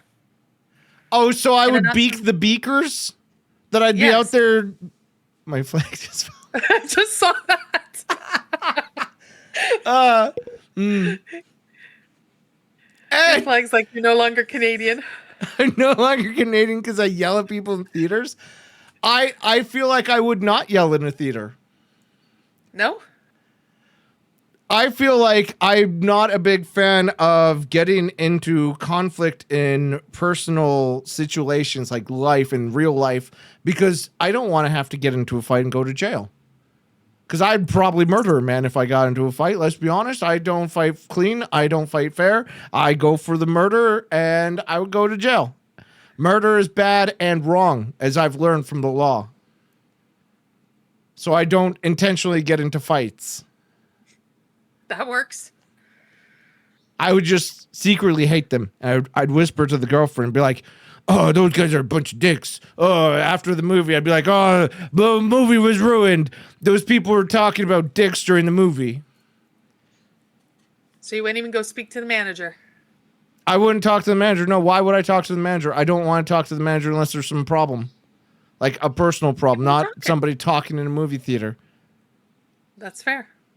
That I would that's totally go out and be like, I these feel people are very talking. naked Shut with up. my flag not up. I feel very un-Canadian right now. Like maybe I should pretend to be an American. Also, I was gonna wear a jersey tonight to match you, and you're not wearing the jersey, so I'm glad I didn't wear the jersey. Why would I wear a jersey? Because you always wear a jersey. Why? What? No, they're uncomfortable and hot, and like you have to wear something underneath, or the nipples rub off the logo. Like jerseys aren't cool. They're not even good fashion. Right. Also, it's no longer on my floor. It's in the laundry basket, so I can clean it. Because I wore it when I went. I wore it when I was making the shed, so I sweat a lot in it because it was hot outside in the sun, which is why my sunburn's worse. So, yeah, it's out for wash. I mean, I have other jerseys I could have worn, but I decided to wear the hoodie today because I was out in the garden building the garden, and so I was super sweaty. And I decided I didn't want to put on like a shirt or something and sweat through that, so I put on a hoodie because hoodies are made for sweating, right? I will take your word for it. Why do you hate me? I'm a woman. I don't sweat. Speaking of women, do you watch many women streamers? I don't. I'll be honest. If I were to split it up, I would say 70% of the people I watch are male. 30% of the people I watch are probably female. Why? There's probably some deep sea-rooted psychological thing behind it. I just was a tomboy growing up. A lot of my friends were guys. A lot of the people I hung out with were guys, and I just associate better with men than I do women. Okay. Cool. Thank you for not choosing who you watch based off their gender. I feel like that's weird, but hey, people can watch whatever they want. Like I've watched a boob tuber, but that's because of their gender. Like I'm not going to watch a guy without a shirt on. I feel like that's weird. This is where you agree with me. Yeah. Yeah, no, that would be weird for you. I would watch depending on the dude with no shirt on. What if I took my hoodie off right now? I don't know, Zam. I don't know if I see you that way. What does that mean? I feel like you're in the. I don't know if I should share this story on stream, but somebody we used to know who had an OnlyFans and was like, "Why don't you subscribe to my OnlyFans?" And it's like, I don't see you that way. I'm not asking you to subscribe to my OnlyFans yet. Oh yeah. Yeah, I haven't gotten that terrible of a streamer that I need to supplement my income with OnlyFans. But I'm also not trying to make this a full-time job. That's fair. I feel like that's crazy. I feel like anybody trying to make this a full-time job has gone 100% crazy. I know a few people who are trying it. Are they doing well? I don't know their financials, so I couldn't answer that. What do you mean you don't know their financials? I don't know what they get in the way of subs and bits and whether it's enough to kind of keep them afloat. But they stream full time. I feel like I know their financials and I know they're not good. And I know that there's no way you can tell me that a streamer makes good money. Oh, I definitely don't. That's because you stream like twice a year. So I know. Exactly. Exactly. I feel like ever since the sponsorships have dried up for the most part, especially for smaller streamers, that there's no way to make a successful living off of Twitch unless you're like 1,000 viewers or more. And even then, I'd question that. I've seen a shift too because I was on Twitch streaming before the affiliate days. And when the affiliate first came in, like before that, people were getting tips. They were getting the tip jar, not necessarily subs. Yep. So I think they were seeing a different profit group coming in. when the affiliate first came out, you'd still see some tips coming in, and you would have the subs, but I think as bits have come in, like you don't see those tips come in quite the same way. I see about 14 tips a year with my current community size, and it's from like 3 people that all hate me because I have to file my taxes and I have to count those. But the point for that, I can easily identify that. That's because as a viewer, it's incredibly easy to look at the bottom of the screen and go, gift a sub, gift 5 subs, bada bing, I clicked 3 times, now you got some money, right? For me to give you a tip, or what I guess tip is a proper term. Some people call them donations, and they're not donations. I have to go to a different site, usually like Streamlabs, Stream Elements, and then I have to go and sign into PayPal, and then I have to tell them how much, and I have to put a message in, and I have to be worried if my name's actually going to show on stream or not, because PayPal doesn't hide your name. And so then I have to worry about that. My anonymity is going to go to the side. The only reason people did that is because they hated Twitch taking a cut, and they're like, you get more support from it this way. But further, there was this whole situation where people would back charge it. Oh, the chargebacks. You can't crazy. charge back on Twitch as easily, and you will get banned from Twitch for back charging too many times. So for the streamer, not only is it safer of an income, it's more guaranteed of an income. As a viewer, it's easier, and you don't have to worry about your anonymity. Oh, for sure. I'm just saying, like, I saw the shift from when I first started, and you would see $25, $50 tips, and now it's 10, 20 sub bombs. Which I feel like Twitch is making a killing off of, and they're not acknowledging it. But what do I know? Yep. I also see that Twitch is taking a huge cut out of the sponsorships, which is where the whole Stream Elements sponsorships have moved over to Twitch, and Twitch is taking a huge cut out of that as well. I feel like Twitch is going to get to the point where they're taking too much, and people go back to the PayPals, to the tips, to the you can support me on other ways. I think you're starting to actually see it a little bit now. Really? I don't think I have. With like, support me on Throne, support me on Ko-fi, go buy me or coffee, whatever you pronounce it. Go support me on there, because I feel like coffee is literally just a makers and crafters thing. I really don't see it outside of that. And Throne, I just see people doing that because they like knickknacks and things, and people buying things. So it's not just like money, but Throne is overpriced garbage, in my opinion. I don't trust them. Not worth a damn. You're also seeing like different subscriptions within the makers and crafters subscriptions, be it through Ko-fi, Patreon.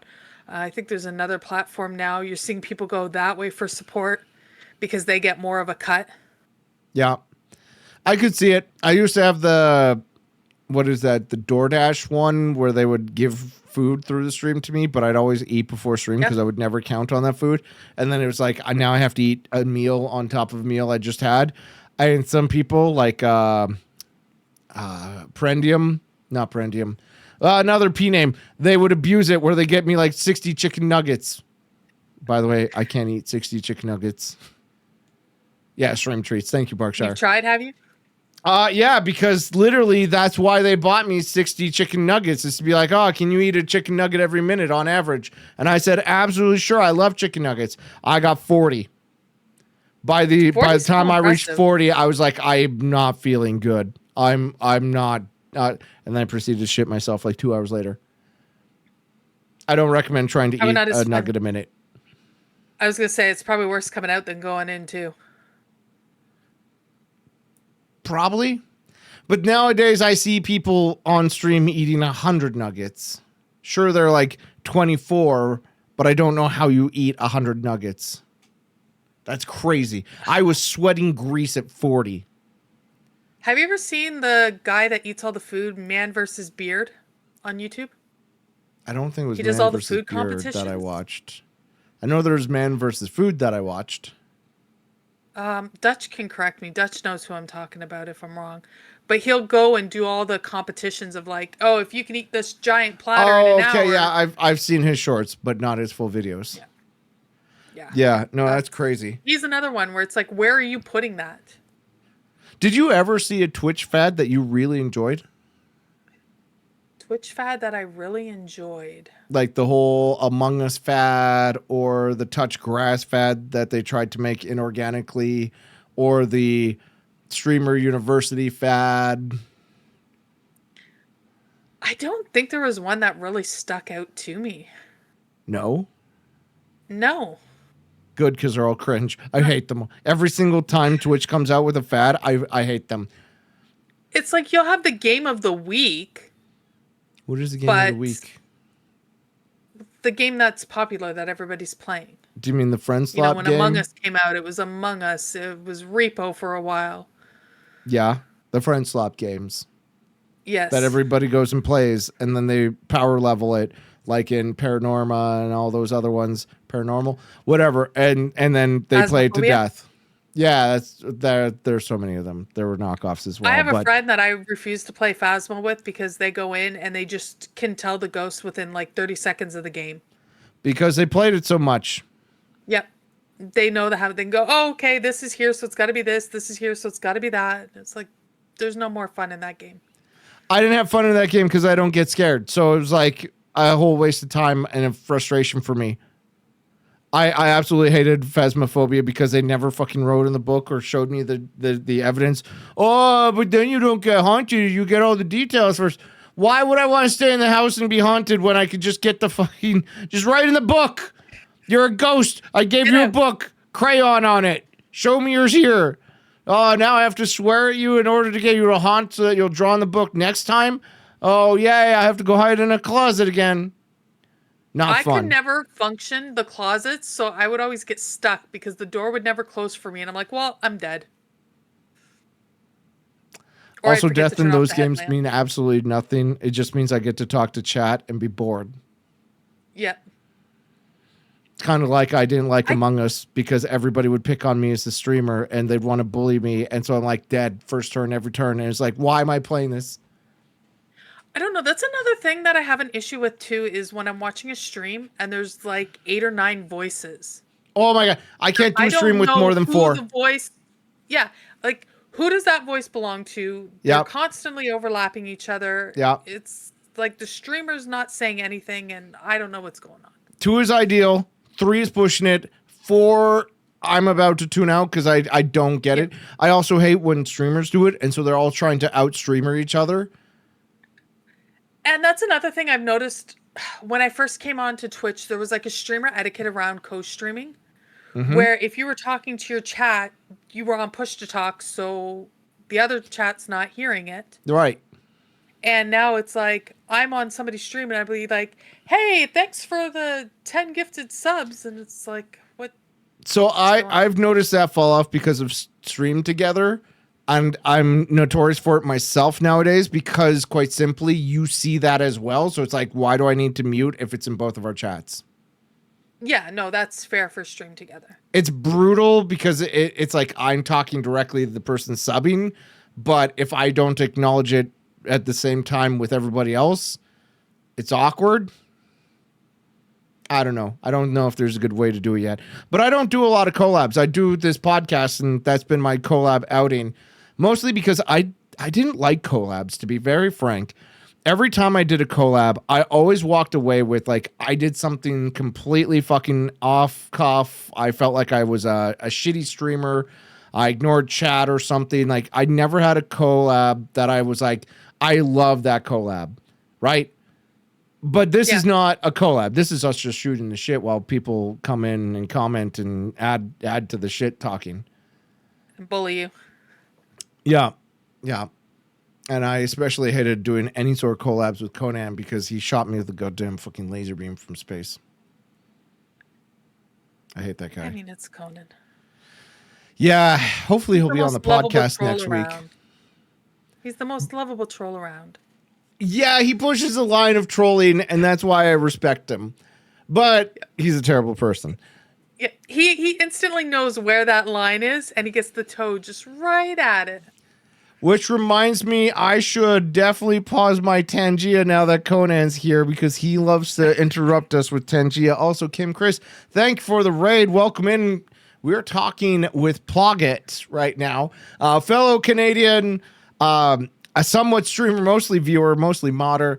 And so I gotta say, I've been enjoying the chat flow. However, I'm out of conversation that I walked in here with. Did you have anything you wanted to talk about?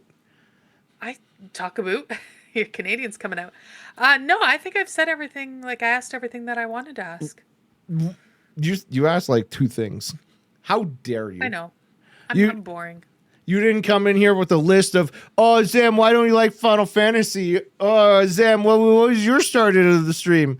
You didn't want to talk about how AI impacts streamers. You want to talk about anything like Twitch being a great platform. Zam, tell me how you really feel. I think that Twitch is going to die a slow death into obscurity because they're making terrible decisions and they're becoming a laughing stock of the streaming community. I also think that it's going to be a very slow death because streamers are always going to be around to support streamers. Is that's the current, I don't want to say meta, but level of Twitch is that most of your viewers are also fellow streamers and they're streamers for that network and not actually to view your content, if you know what I mean. So I feel like once people catch on to the, I don't actually have to be here because I'm not going to get cross support from this, it's going to become a little bit of a shark fest of people stop supporting, stop watching. And I also feel like there's going to be no new fresh blood because Twitch doesn't know how to attract new blood to the platform. Their current plan is to get like a whole bunch of celebrities and then be like, oh, we have Justin Bieber streaming. He streamed once. Ooh. Justin Yay. Bieber. Ooh. Like that's my biggest problem with Twitch is how do you bring somebody new, a new generation onto the platform? Right now, the platform experience to start on Twitch is shit. If you don't buy Turbo, you're fucked. Get off the platform. You're screwed. Yeah. I don't have Turbo. Neither do I, and I hate it. The ads. I don't watch the ads. If I get a 3-minute ad, I'm on a different stream. A 30-second intro, I'll watch that. The inlays Yeah. are just as frustrating some days as, because I think I counted it, and every 10 seconds I was getting an inlay ad. Yep. And well, the ads are outrageous on this platform, especially as a non-Turbo viewer. But I understand like why they have ads to an extent. It's just, yeah, of course. I just wish there was a way where I could pay to turn the ads off my channel. Let me pay a $40 a month or whatever, like make it a tiered system where for first 50 people, it's $40 a month, turn off the ads. That would be how I would want to support the platform. I know that the plan for Amazon was to make it an ad platform, but like it literally kills your platform. It's literally stopping people from coming on because I could not imagine, like, if I were to bring my parents onto this platform and be like, hey, I need some support. Would you guys come to this website and support and watch me be an idiot online? They'd be like, oh, absolutely. And then they'd see an ad and go, oh, yippee, I guess I'll stay for my son. But anybody else, no shot they're going to be like, oh, I'm going to try Twitch. I've heard so much about it. Do you find it's the same like 4 or 5 ads too that they're? Of course, that's how it works. Even the like, mobile game ads are all the same, and that's on like Twitch and Google Play and the Meta apps. All those ads are all the same because you pay for a massive amount, and then like they have nobody else to advertise to, so you get 4 of the same ad. It's the same, 4 of the same ads. Sometimes I've seen it where it'll give me the same ad twice in an ad break.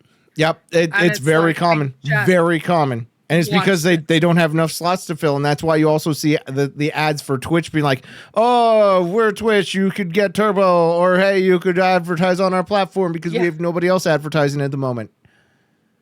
Yeah. Oh, every ad break is a Twitch Turbo ad. Every ad break.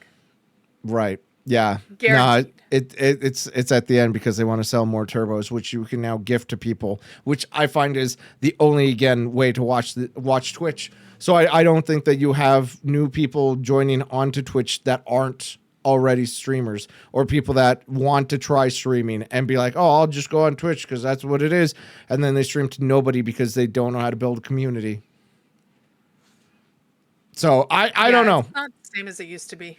I think that more people stop watching Twitch as they realize that it's a fool's errand to try and get famous on Twitch and that it's better on other platforms. I also feel like people eventually grow up and get different lives, and the people that are on Twitch are going to slowly fade off of Twitch, and that's where the slow bleed to death of the platform is going to be. I think other platforms will definitely snipe the crown from Twitch, and I think that would probably happen by 2028. I feel like Twitch is going to be a background streamer at that point. I think it's going to depend on discoverability. Like, I go on YouTube, I can watch videos, but to see live, I can't find live as well on YouTube as I can on Twitch. I get it all the time because I watch shorts, and like every 10th or 12th short is a stream. I hate it. I don't get that. I absolutely hate it because it marks that stream into my having watched, even though I swipe past it. And so it'll come back up again. I can't remember. Okay, I can't tell how many times I've been on YouTube watching shorts, and I swipe past a Roblox stream because they're so goddamn annoying on YouTube. There's so many of them that use AI scripts to use text to speech stuff, and it's always the same. Where it's the stupid song with the 6-7 might as well be 7-11. Oh, Papa me, Papa you, and they're fucking playing Roblox. I hate it. But it keeps giving me goddamn streams like that because I watched it once on shorts and I swiped past it. Yes. I don't want to watch your history. Everything you've kind of that auto plays goes into your history, even though you were just scrolling and stopped. And they're like, "Oh, you want to watch more of this?" No, I didn't watch it. Yes. I'm not a big fan of it, but that's where my head is with this platform, and I really hope that I'm wrong. I'm not going to lie. I wish that Twitch was in a good position, but I've seen so many mistakes coming out, especially like, I don't know if you saw the recent drama with Twitch and Morgpie. Have you seen that? No, I haven't. So Twitch is not acting on the terms of service yet again for a streamer that's been banned 13 times for pushing the boundaries of like sexual content and stuff.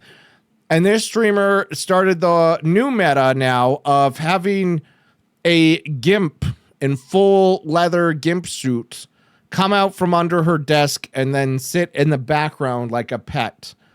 And then when people went to the CEO who was live streaming at the time and said, "What do you think about this?" He said, "It doesn't go against terms of service," which it does. He said, "Well, it's not a bannable offense, blah, blah, blah, blah." And so she doubled down and now had 2 GIMPs, last I checked, on her stream. And was doing a whole GIMP play of role and other stuff. And it's like, that's the drama. I've seen art streamers get banned for the slightest little bit of nipple. VTubers too? Yep. But now we have GIMPs on the platform, and like when you're looking at this as an advertiser and they're not acting on this and you just have GIMPs on the platform, you're going to pull your advertising. You're laughing stock of the streaming community because you don't know how to have a good platform. Now, I'm not saying that GIMPs shouldn't be on Twitch. I think that should be locked behind an 18 plus that you have to turn on. I'm kind of pro. You have to prove you're 18 to be 18 on a platform, but I also think that the internet should not be for kids.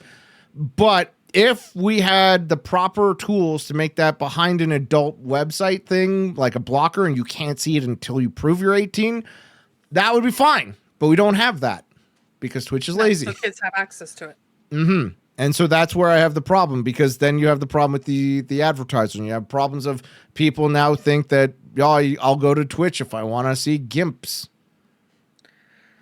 I mean, the thing is with it is they're making money. Twitch is making money off the controversy. So they're not going to cut off the money source. We know it. They know it. It's just not ever said. Anybody with the common sense would realize that damages the brand. And you can't damage the brand. Sure, they're the king streamer right now, streaming service. But like, you can't be the king if you keep making these mistakes. The second YouTube takes streaming seriously, it's done. Or somebody else comes up that's just as popular, and then they can. I mean, cut that. Kick's getting there, but Kick's basically Twitch, in my opinion. I feel like there's not much of a difference, except for the community over there is extremely small compared to the community on Twitch. And a little more toxic, I find. I feel like it's just as toxic on Twitch. What do you mean? Anything. Oh my God. I've seen a lot worse on Kick than I have on Twitch. Sure, but I argue that, in my opinion, that's better management of the platform, that you don't enforce stupid rules.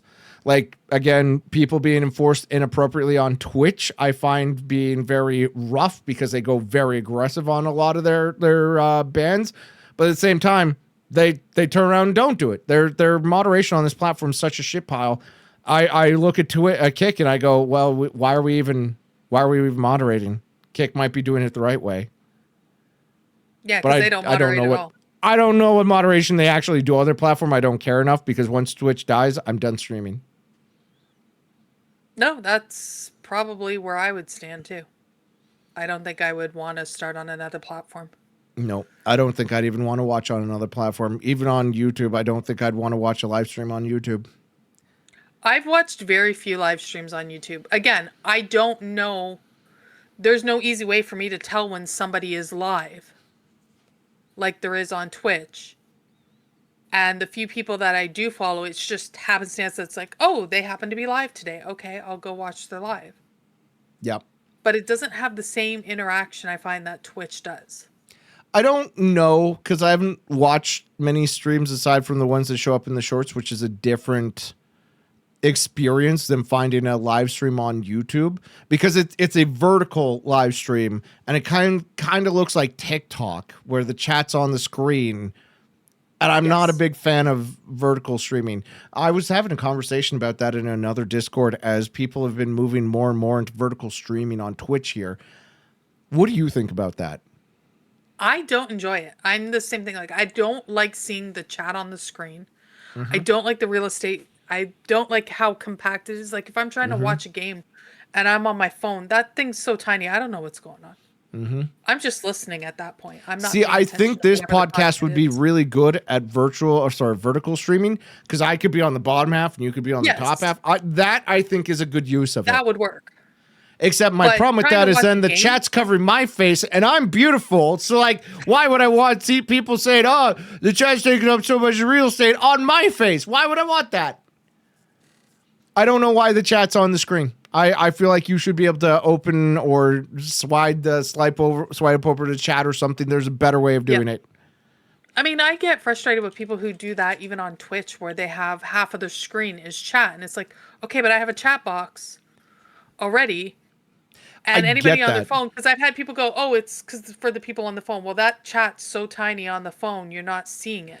So I have the chat on my screen primarily because I want people to know if they're delayed or if their messages are even getting sent through. Because as a Twitch user, you yourself know that sometimes your message goes into the ether. Sometimes you're so far delayed, it's like 5 minutes, and you're like, why are they not reading my messages, right? So you can see how delayed you are, and you can push the pause play button. Also, it helps if I cut this video into like YouTube stuff, that you could see the chat, so I'm not just talking to myself. Yeah, so but your chat's not taking up half of your screen. It could if they were very active, but because my chat is boring and dead, they never get to fill half of the screen. Because I'm a washed up has-been. No. Alexa, play Despacito. Oh, man. Fair enough. Well, I feel like I've eaten all of your time. I told you that this would be like 2 to 3 hours, and it's been 2.5. Do you have any streams? Do you have any streams coming up or anything you want to sell? This week. Next week, I'm probably going to have something coming up. This weekend, I'm actually doing the local Comic-Con. Yeah. Okay. Yeah. You're actually streaming.